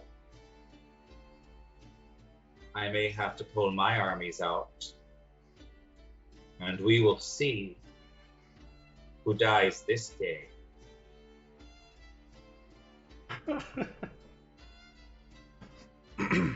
Anything you'd like to do in the moment?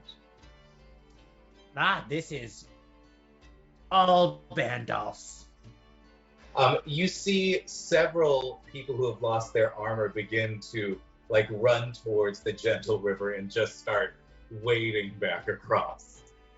Just leaving the ranks. You see her turn her head back and forth. You cowardly bastards! All right, fine.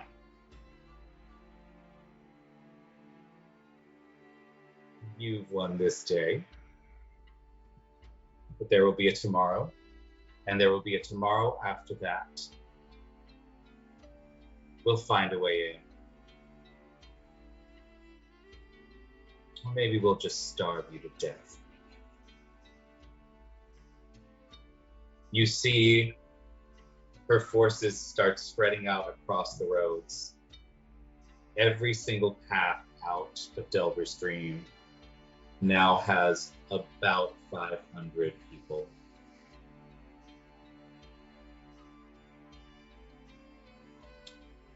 You won't get any food.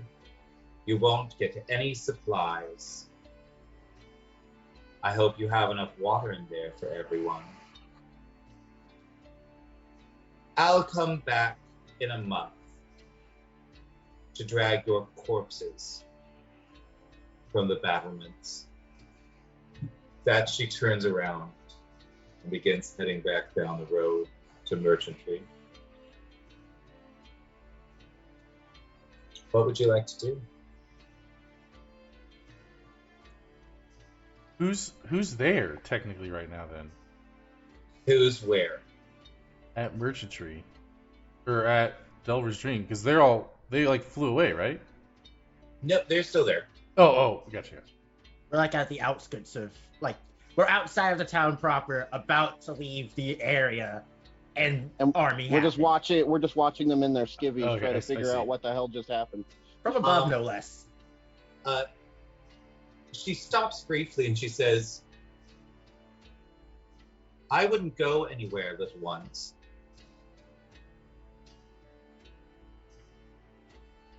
Then you see her shout a command to her troops. Kill anything that tries to break this cordon. Anything. You can try, I guess. I'm just going to continue flying up to go above the clouds. Okay, don't forget that you still need oxygen, and I that always is have very oxygen. difficult. That's true. Phil doesn't though. Hold your breath, buddy. It'll be And fast. are you immune to cold? Nope, not anymore. Don't have Nope. my ice drink. So as you get higher, you start getting very chilly. You cap out at a comfortable flying altitude. You could do maybe like 1,000 feet or so. So good distance. But as you begin to rise, you see her move her arm in a very specific gesture as she says, "Take them." And before you can rise to that height, you are bombarded by a barrage of arrows. And none of them are able to hit me thanks to the fact that I can back them away. That's actually the main feature of the touchstone that I never get to use. Yep, but can they hit a Thule? Throwing up a shield. You see her just go red in the face as literally every one of like 100 arrows gets deflected over and over and over again, just falling to the ground, some of them broken. As you just rise out of view, you hear this high-pitched scream of frustration as you head out towards Nonked. Yep. And with that, we are going to flash over to Reggie. Let's see. Good old Reggie. Reginald, you see something getting closer and closer as the ship flies towards it. And suddenly from behind, you are tapped by a herringon. The You're not alone anymore. Yay. Hi. Tell me what he sees when he looks at this. when Reginald turns around, he sees. I didn't decide how short he's gonna be, but he is short. He is a small herringon, so I would say no more than 3 feet. I'd say around 3 feet. As you can see, I made this in Hero Forge. It is lovely. I was even able to customize the pose so that he could look like he's drawing a sword. That's how cool Hero Forge is. Yeah, mwah. Shameless plug. Love it. Hi there. Can I help you? To be perfectly honest, I above table have no fucking clue why I'm here. So we got this. Oh, hi, my name is Keskin. What's yours, Ilf? Caskin. Yeah. I think you're the first person to ask for my name since I got here. My name is Reginald. Your name doesn't matter. Yes, Of course it Captain. does. Yes. Listen, Rabbit. I'll put you back in the hold. That's quite mean. Damn, dude, what did you do? Like, I got in a fight with one of the crewmates. oh, you were trying to get up on the roster a little sooner than everybody else, huh? Yeah, I didn't really want to wait. Yeah, I get it. Honestly, between you and me, I've been planning to like kill one, but like at the same time, maybe it'd be more interesting to see like exactly how you like raise the ranks normally. This is a pirate ship though, so I'm kind of. I feel like underhanded tactics isn't a bad thing to do at all. On a pirate ship. On a pirate ship? Come on, they don't have standards. No holds barred. Yeah. This is the Astral Sea. Like, Yeah, I don't think any laws really happen here. I mean, Um, there you isn't both anyone to suddenly enforce it. feel the bracers on your hands Ow. like start squeezing. Ah, okay, It's extreme yeah. pain. All right. Yep. Thank you, Captain. Sorry, I was Can I talking have too another? loud. We're almost there. You know where Howard we're and going? Bunny, gird your loins. You're about to see some things. It's Huh? very scarily ominous, but Yeah. I am also excited. I don't even know what loins are, mate. That's your pants, man. Oh, thanks. The pain stops Oh. in your Ah. bracers Oh. as something starts coming into view. What you see looks like, at one point, it might have been some sort of castle floating in the astral sea. Beautiful marble walls, minarets, spires everywhere, entire courtyards, just floating underneath the sunless astral sky. But it looks as though some of the walls have almost melted or warped. You see all along them little catapults with nets all over them. We're not going to get too close yet.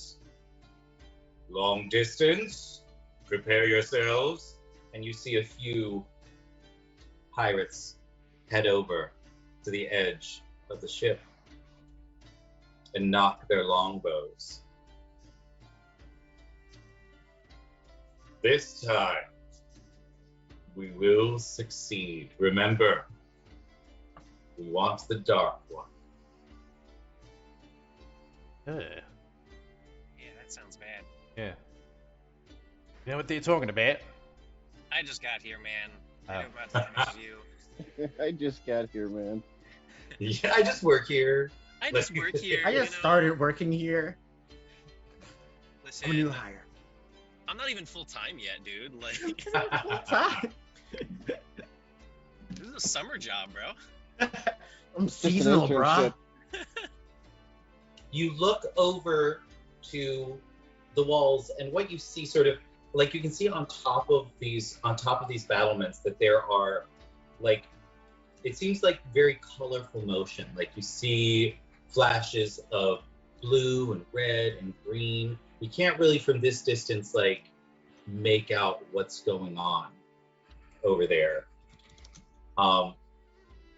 But pretty quickly you realize that it's not good. Remember, as they fire, we've got to take them down before they hit the ship. And suddenly you see the catapults being loaded. Again, you can't see what they're being loaded with, but you know something is about to happen. One of the crewmates goes to the people with the longbows, and you see them touch each of the arrows and they begin to glow. Ready? And suddenly you hear a very distant twang as 3 of the catapults fire their payload towards the ship. Give me a perception check. Oh,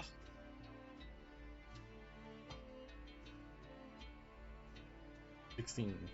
16. You can't really see what's going on yet. shit, 16. Yeah. You do have a whole bunch of +1s though. We do. Don't you? Oh, that was We yesterday. do have 10. No. Yeah, we got No. 10. No, Erigenasi gave you. So you've got 11 +1s right now. If you want to Whoever use wants them. to use it, yeah. I'll do it. It's fine. Yeah, go for it. How many are you going to use? Enough to. I have 10. I'll use 6. I'll make it 22. All right. You very easily, as you sort of pull a spyglass out and twist it, what you see is a very strange sort of cannonball. It looks like it's a net that's filled with things that are sort of squirming around. And with a 22, you can see that it's what looks like people inside these nets being launched at the ship. So they just hurl their invaders. Their boarding party. What would you like to do? Shit, how far is it from us right now? You have about you have like 2 rounds before the archers are going to fire, and then there'll be like 2 more rounds before it actually hits the ship. It's quite a ways away. Is But it it's like moving very fast. is it like a cluster of these guys, or? Yeah, it looks like a bunch of people, like wrapped in a net and being flung at your ship. They're literally throwing their boarding party at you. Aim! What's You guys can just stand around What's- if you want. I mean, so the shackles we're like kind of prisoner-esque, or those are just like bracers. collars? The bracers, yeah, no, the captain can cause you great pain if he wants to. Gotcha, whenever but he we wants. basically have like free movement, and we basically could do kind Yeah. of whatever. Okay, gotcha. So what I'll do is, as he says aim, I'm going to connect 2 of the guys in the kind of center of the cluster of these things, and I'm going to wait until they get within 60 feet. All right, I'm gonna call this out. You can have 2 uses, but normally it will be 1 use of your mega use of your super powerful thing per day. Right. Okay. Cool. Okay. So yes, for this, I will use it, and I will use telekinesis to pull them together. So what planes are you pulling them towards? Let's do Mechanist and Limbo. Limbo. Yeah.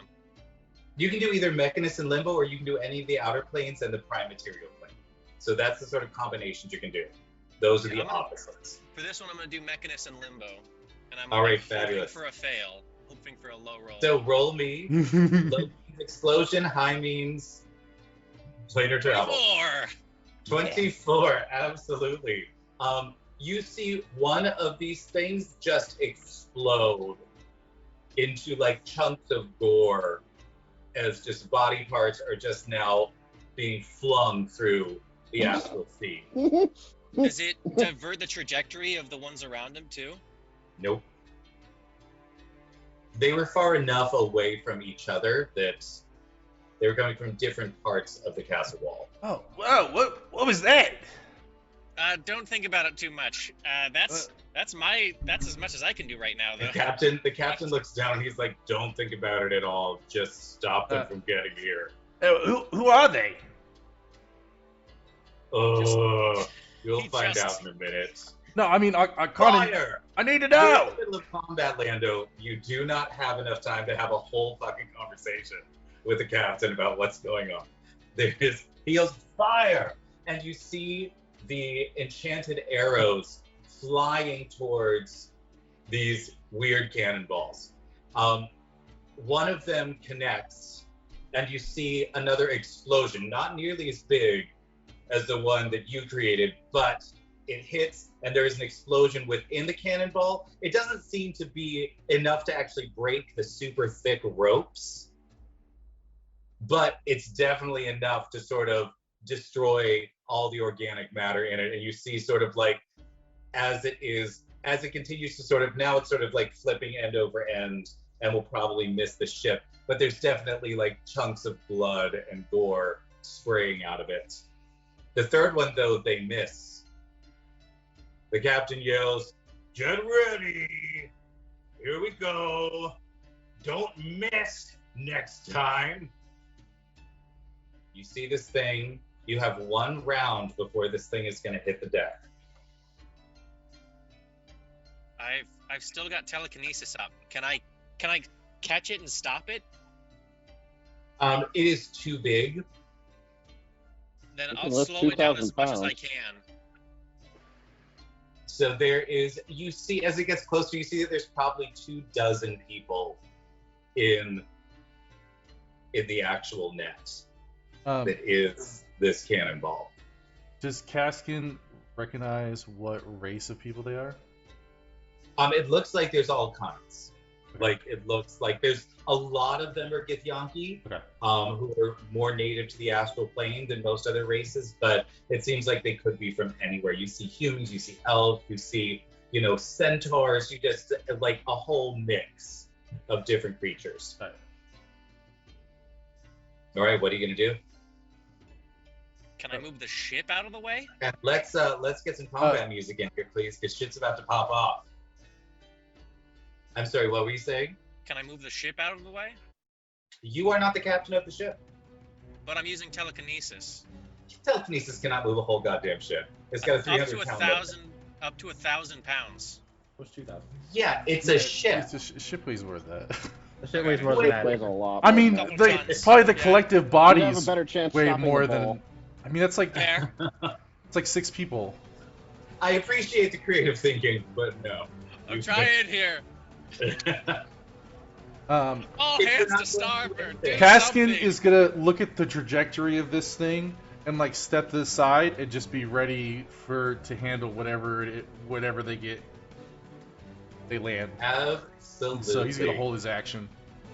I'm gonna hide. I'm gonna try and take cover. That's what I'm gonna do. Ah. Fuck that. As one does. It's just what one does. All right. As this thing hits the deck, you realize that maybe 3 or 4 people at the bottom of it, you can hear the crack of bones as a bunch of them stop moving, but you realize everyone else is still alive in this net. And you see all of the pirates starting to rush towards them with blades. What would you like to do? Well, Cassie's gonna jump in and start slicing. Slicing what?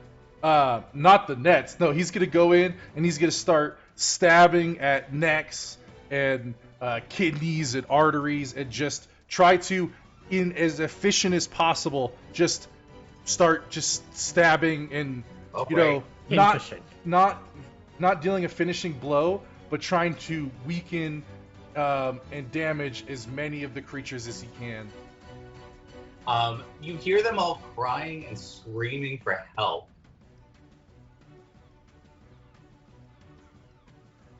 What the heck is going on So- here? Are, So they if- innocent? Oh, Are they using innocent people as ammunition? You then hear the captain say, "Don't listen to them. You have to kill them right now." And before you can do anything else, you hear dozens of people scream at the top of their lungs as they are torn apart from the inside, Uh-oh. and dozens of red slod Oh. come Red slime? ripping out of them. Slots. Oh.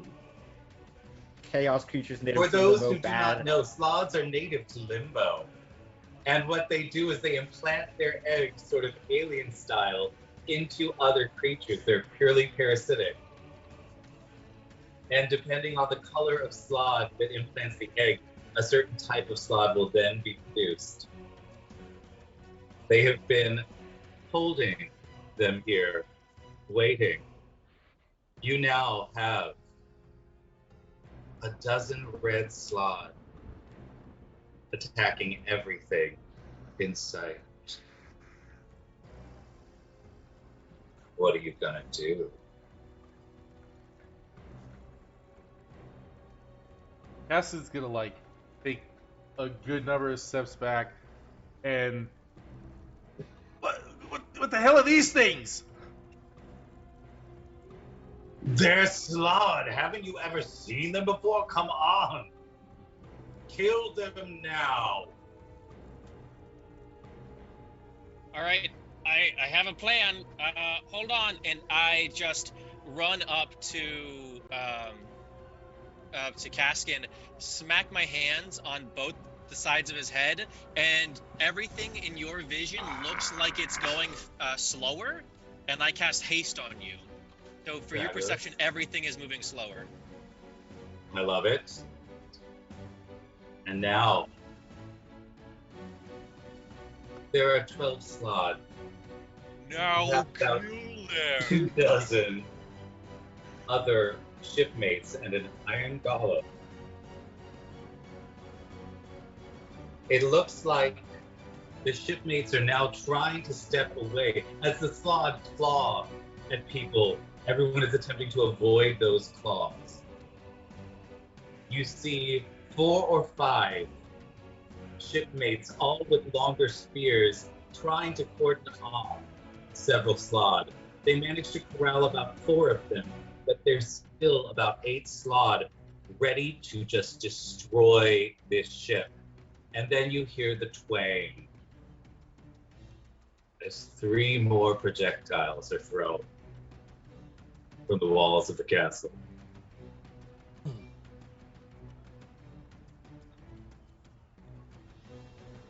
Tell me, hasted one, what are you gonna do now? Alright. Keskin's gonna be like, oh, God, fuck! And he's gonna charge at the slot. He's going to, because they're like large creatures, right? A slod, a red slod, is a large aberration. Okay.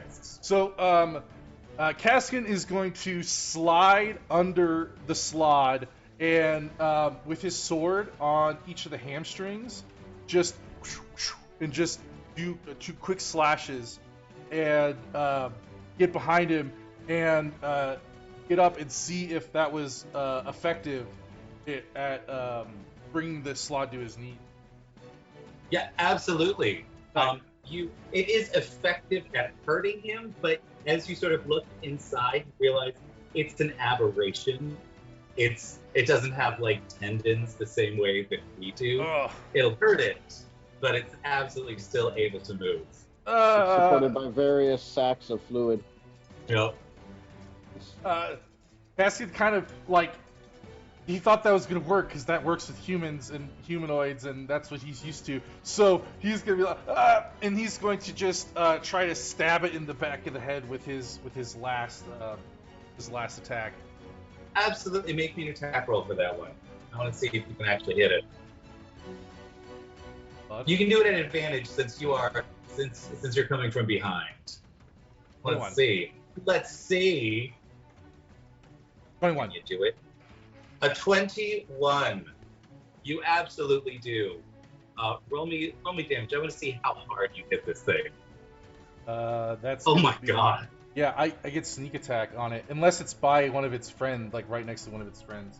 That's 30. So, all right, you absolutely, after slicing its legs open, you shove your rapier through its head, and you see this one go down. There are 7 more sloths running around. Reginald, what are you going to do? I'm going to immediately fly up, and I'm going to look at the captain and say, Captain, I've got to stop this onslaught. I'm going to go see if I can disable their weapons. And I'm just going to shoot off towards the things that are launching these huge cannonballs at us. The captain seems to be a little impressed at the fact that you figured out the gravity situation as fast as you did. And in the astral plane, just FYI, you actually move 5 times your intelligence score. Yeah. So you are like a bolt. No, Kaskin's not all that smart. So. It's 5 times. Yeah, I'm moving 100 per second, I guess, whatever it is. 6 seconds. 100 feet per round. Yeah, 100 feet. But I'm dashing over there right now. Fabulous. I love it. So 200 feet per round. So you're moving faster than the actual cannonballs if you're dashing. All right. You see 3 of them coming towards you. Next round, you'll be able to interact with at least one of them if you would like.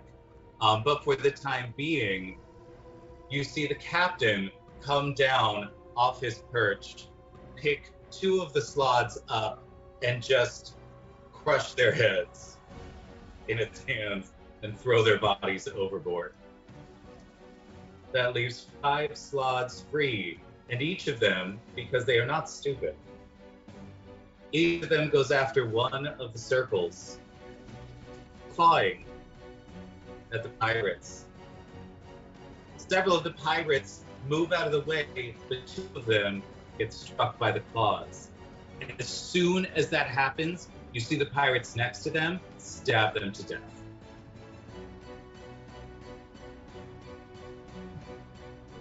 Ah. Hasted one, what are you gonna do? After seeing the attention to the hands, instead of dealing finishing blows to the slots, he's going to go to the 2 closest to him, and with his sword, attempt to slice off the hands of the slots. Ooh. All right, slicing off the. So you have 2 attacks, yes? Yeah, I have 2 attacks plus the hasted attack, but yes. All right, so you can go for a total of 3 claws, which means you can do a slot and a half if you wanted with this. Slot and a half. I'll take a slot Now, and a half. because you are attempting to do something that's a very a precision motion, while this hand is also in motion, please give me 3 attack rolls at disadvantage to see whether or not you can make this.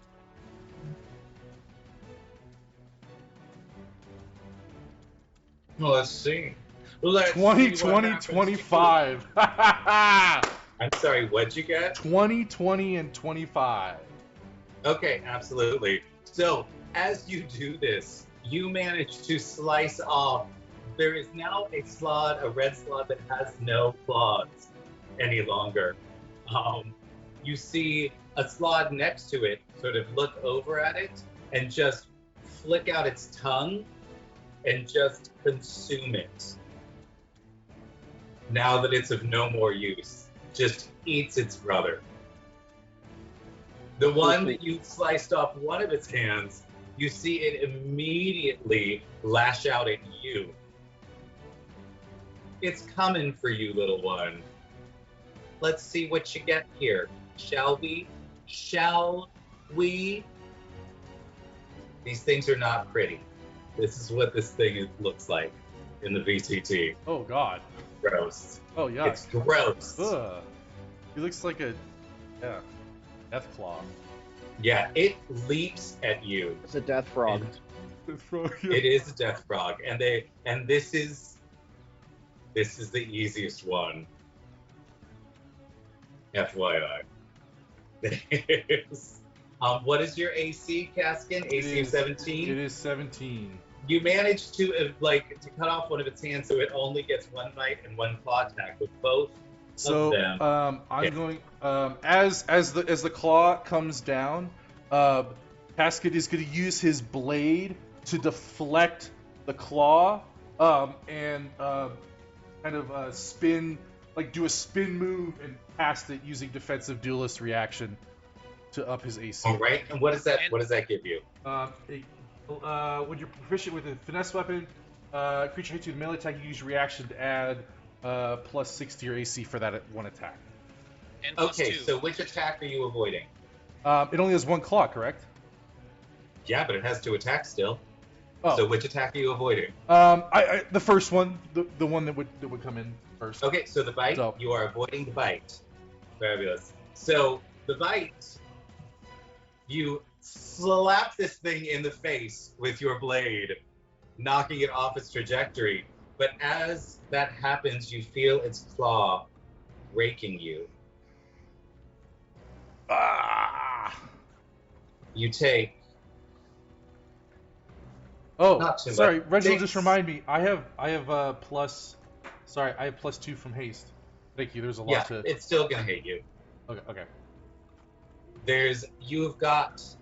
You take 6 damage, and now please make me a Constitution saving throw. 23. All right. Nice. You see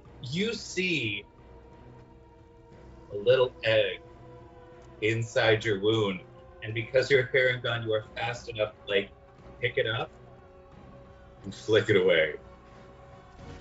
Ah! Oh, Ah, no! I'm fine, guys! Don't stab me! you see, you see all of them sort of look at you, and then a whole bunch of them like just smash the egg with their foot. You do see the slot starting to go after some more sailors. The Iron Golem strides into one of the circles with the slod and just slams his hand down through the slod, spraying everyone with red goo. Out of the corner of your eye, you can see several, now that many more of the pirates are freed up to create more of these circles, they continue to cordon off all of these slod, keeping them at bay with these very sharp spears.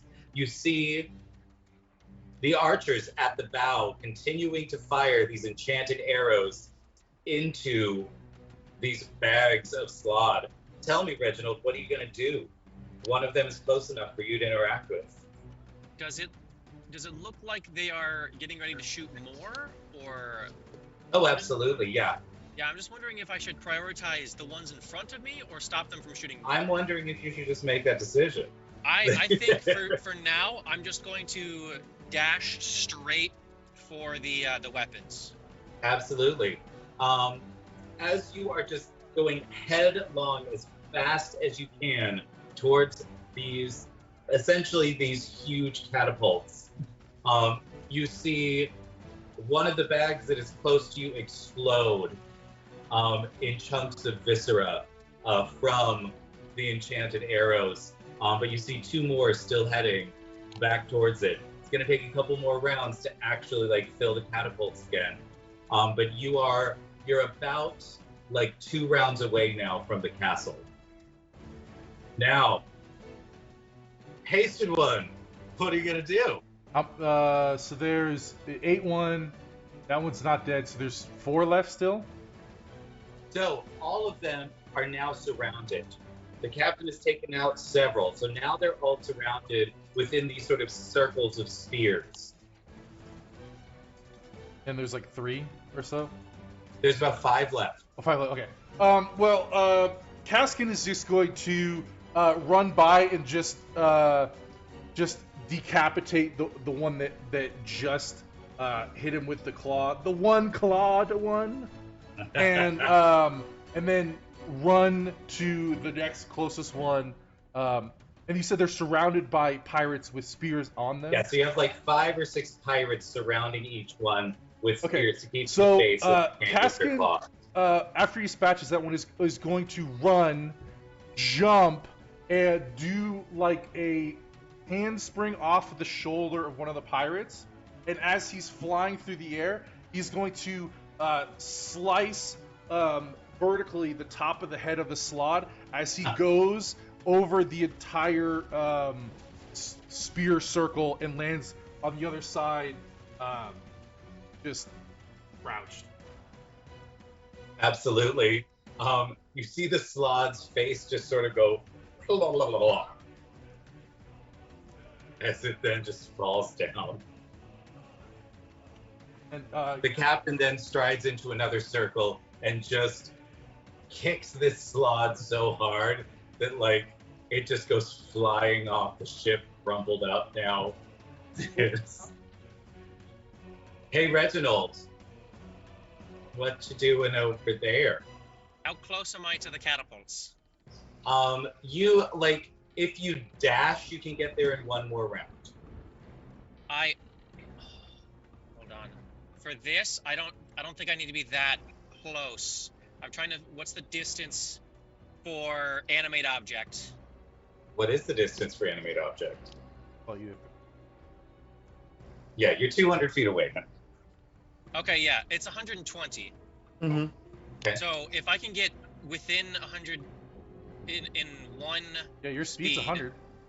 Yeah, you Yeah. just need to get 80 feet closer. Nice. All right, so next round you'll be able to do something. Okay, cool, cool, cool. Fantastic. Yeah, I'll get as close as I can then. Fabulous. And we are back to the hasty little bunny. So again, all of the remaining slots are in those circles surrounded. They are, but 2 more sacks of sloths are about to hit the deck. Oh god. Caskin looks at the thing. He's like, leave them. Get ready for the others. All right, and you're just preparing yourself. Yeah, he's gonna hold his action to basically try to jump on and stab as many of these guys as he can to try to keep the slots from, bursting. You realize that, like, at this point it's too late. The sloths have already gestated, so even if you kill the host at this point, they're still gonna. Oh, okay. So instead of saying ignore them, he's gonna say finish them off and get ready for the next onslaught. And he's gonna like swing his sword and just spray the goo off of it, and then sheath it and just get ready to just. I would like slice to. it and hold I would like to the- remind my dear friends that you're in the astral plane. Yeah. Gravity is relative. You can just walk on air. And I go was to- about to do something. God damn it, smart players trying to do. Love you guys. I walk don't- on air. I don't know if Cask would know that, but There's as you prepare, as you essentially, as the pirates all work together to destroy the rest of the sloths that they've got there and get them off the side of the ship, we return to Reginald. What are you going to do this round? I am going to reach out, and I'm going to animate one of the catapults that's launching these cannons, and I'm going to have it attack the other catapult. Okay. So I'm trying to have it just destroy the catapult with the giant. So when cannon. you animate the object, what does it take to actually get it to do? Is it a bonus action? Is it a reaction? What is it? I believe it's a bonus action. It's a bonus action to mentally command the object to do what you want. As a bonus action, you can mentally command a creature. Yeah. Fabulous. As you do that, because you were in the middle of casting a spell and you used all your movement, I'm not going to give you a dexterity save. You are going to take 30 fire damage as a fireball explodes in your face. Please Do I roll still me have a reaction? You do have a reaction, yes? Absorb elements. All right, fabulous. So you'll only take 15 damage, but I am going to need a concentration check. Okay. That's Let's a 4. see. That's Oh. a 6 total. Can I? Damn, I'll use you- inspiration. What? I'll use inspiration. Don't forget Can you about use that. inspiration? Do you have inspiration to use? I should have one. Yes. Okay. You may use your inspiration. 16. Right, there you go. You can maintain your concentration on this. But you also now see that on the wall, there is a much larger, or a much smaller aberration than the red slot that you saw on the deck. This one is black. And it just threw a fireball at you. Isn't that fun? I think it's fun. Oh, you are so dead.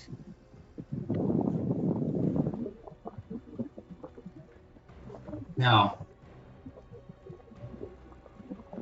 as you,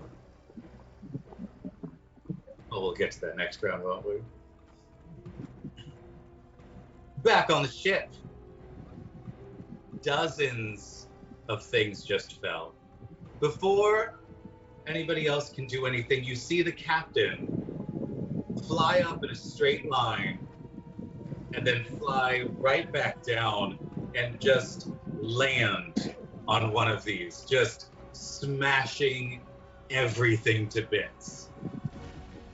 You see a couple of red slots sort of like with their legs crushed, still trying to sort of climb their way out, and you just see him just go pop, pop, pop, pop, pop with his foot, just smashing them all.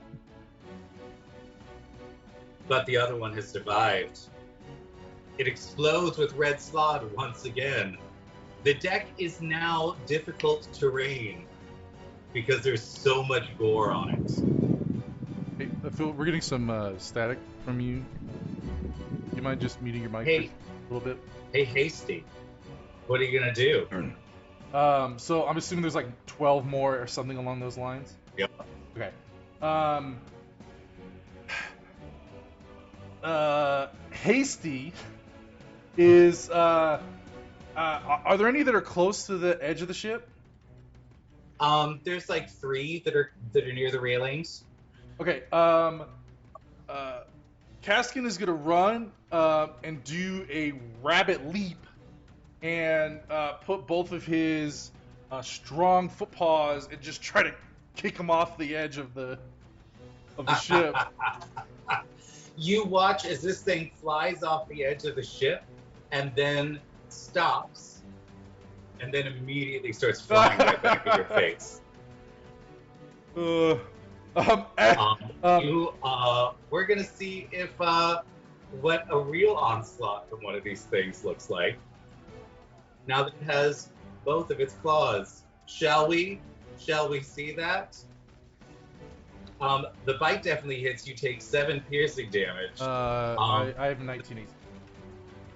Oh, you got 19. All right, haste. so that does miss. You bastard. Yeah. All right. Let's see if this one. Ooh! And as it flies by, tell me what you do to fuck with it as it gets a critical fail. As it flies by, it kind of he sidesteps and draws his sword and in one motion, just lops off its head as it comes by. Fabulous. You see all of the pirates suddenly surround their captain, and they create this sort of sphere of spears. And the captain is standing in the center of all of this. You are outside of it, Casper. Yeah. Yo, I didn't get spear training, or I didn't get to be a spear buddy. Yeah, very sad. Because Reginald, I'm not ranked yet. what are you gonna do? I am absolutely pissed at this little dude that thinks he can fireball me. So you watch as this shimmering lance appears in my hand, and it just is automatically sent straight to this man's forehead as I cast Psychic Lance. All right. I'm going to need you to make me a concentration check real quick. Yeah, let's do it. Okay. The reason being 17.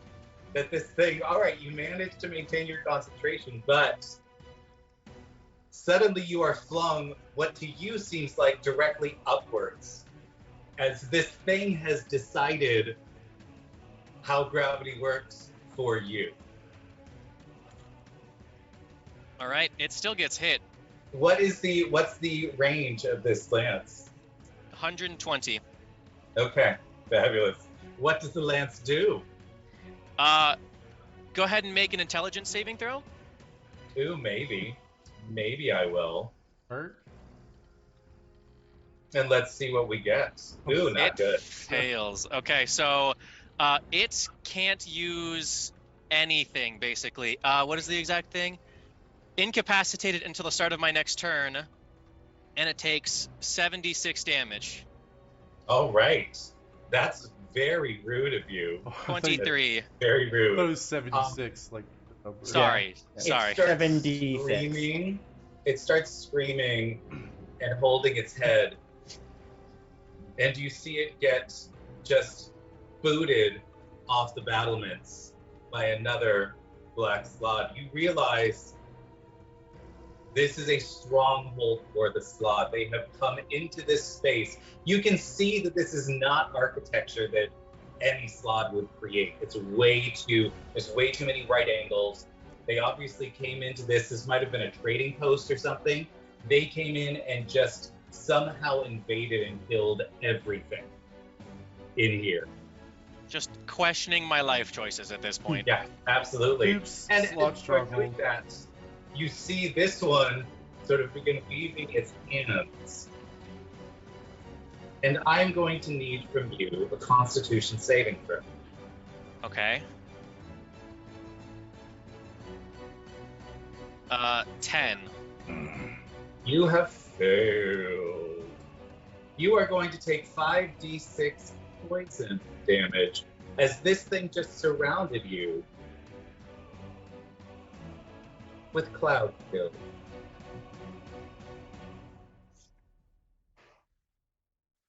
"21 poison damage, my dear." I'm going to use my dragon mask and use my legendary resistance. Oh, all right, fabulous. Then you will take 10 poison damage instead.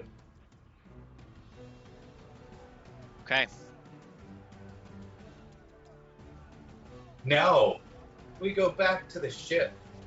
We have got a fabulous porcupine of spears. The captain yells at Kaskin, "Get on the ground now!" Are you gonna do it? Yeah.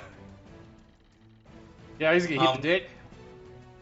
As he does that, you see him starting to sort of shake imperceptibly, and then shake faster and faster and faster. And he says, "Now!" And he just starts spinning faster than you can watch. The pirates each just touch the butt of their spear to the captain, who then launches them in every direction as fast as a ballista bolt, just ripping through all of the Slaad. You then see the pirates reach their hand out, change the directional gravity for their spears, and have them come flying back, and at the last minute plant themselves into the deck as they change the gravity again.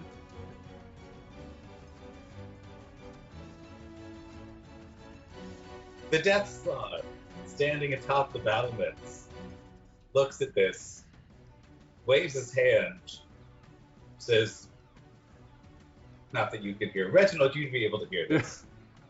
We shall wait for them to come to us then. Come, come, pretty pirates. Come, come. We are food. We are home.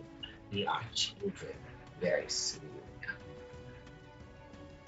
And with that, we shall end our session today. Oh my god. That was crazy. Why are we attacking these guys? This is a lot. You're attacking because the captain told you to attack, and if you don't, Yeah. you go in the brig. But also they're friggin' Slaad. Like they're just, they're absolutely chaotic, and they will take over an entire realm if they're not exterminated immediately. So I would like to say thank you, everybody. Hey, we're going to find a winner for the fabulous dice giveaway momentarily. So hit !raffle to enter that delightful dice giveaway from Phoenix Dice. And everybody, now it's time for our favorite moments! Yay! I would like to say, I feel like we definitely sort of skipped over any Diraxis funeral. We're like, oh, he's dead. It was just sort of, okay. under the bench. We turned him into a bench, yeah. It's not a funeral for bringing him back. Yeah. We'll come back. We'll come back for him. The Bleak season, they slot into your DMs and where you're like, yes, they do. They really do. And hey, chat, I'd like to know what your favorite moments were for today. I love it. But let's start with Reginald. What was your favorite Oh moment God, today? I was thinking about it. A lot of crazy stuff happened today. Oh my God. Oh, when me and the captain flew up and we were just testing the touchstone. I think that was pretty cool. Yeah. I'm very curious to see what's going on with your pirates now. Yeah. Where they now that they're in, like, because I feel like one of them probably ended up in like the city of brass, and the other one is like a water-breathing creature that ended up in plain water. So now Mhm. they're gonna be doing their thing. Serious. I love it. What about you, newly named Caskin? Oh man. I honestly really liked the wood elf lady, and like how confident she was, and then just she got super rug pulled. That was super great. Honestly, I like that a lot. I like that. Yeah, that made me very, very happy as well. What about Crow? What was your favorite moment? Saying goodbye to Drakes and giving it up to get a chance at bringing Draxus back to life. Yeah, no, that was pretty delightful. I loved that scene. Oh, what are you gonna give? What will you give? And I'm really excited to see what the other Drakes are, like what they do now that those are gonna be a thing. Maybe you'll be able to make another deal with Glacia to get your babies back. Perhaps. We'll see. What about you, Ethel? What was your favorite moment? Similar to Lando's, but the part where Crow is just like, I mean, you can try, and then just kept flying. Yeah. Like actually, no. Thanks, babe. See you soon. It's like, you can't leave. How are you going to stop me exactly? I'm honestly, they're lucky their bows even work. Okay. Yeah, Right. lucky the doors didn't make their bows. Yeah. Oh my god, it makes me so happy. It makes me so happy. Noble Fury, everything gets Thanos the way. Oh no. And now let us find who wins Fabulous Dice. All right, let's take a look. All right, closing it up. And Who is it? It did not. Who is Let me refresh it? it real quick. Who is it? The suspense. It's killing No, me. I know I'm a bad person. All right, here we go. And the winner is That's No Moon. That's No Moon Prism. Ooh. Congratulations. If you send me a whisper here or a message in Discord, I will be able to hook you up with some fabulous dice from Phoenix Dice. Ba, ba, ba, And ba. now we're going to go raid someone delightful. Who are we going to raid? Let's go raid into our friends, our friend Mindari, shall we? Who's part of our fabulous Rolling Together stream team. Because she's fabulous and I love her and she's doing world building. So let's do that. Stick around for the raid because you get all kinds of fabulous ally points for that you can use to give our people advantage or disadvantage or haste or fun things like that. So we will see you again on Friday. Have a fabulous week. Bye, everybody. Bye. Take care.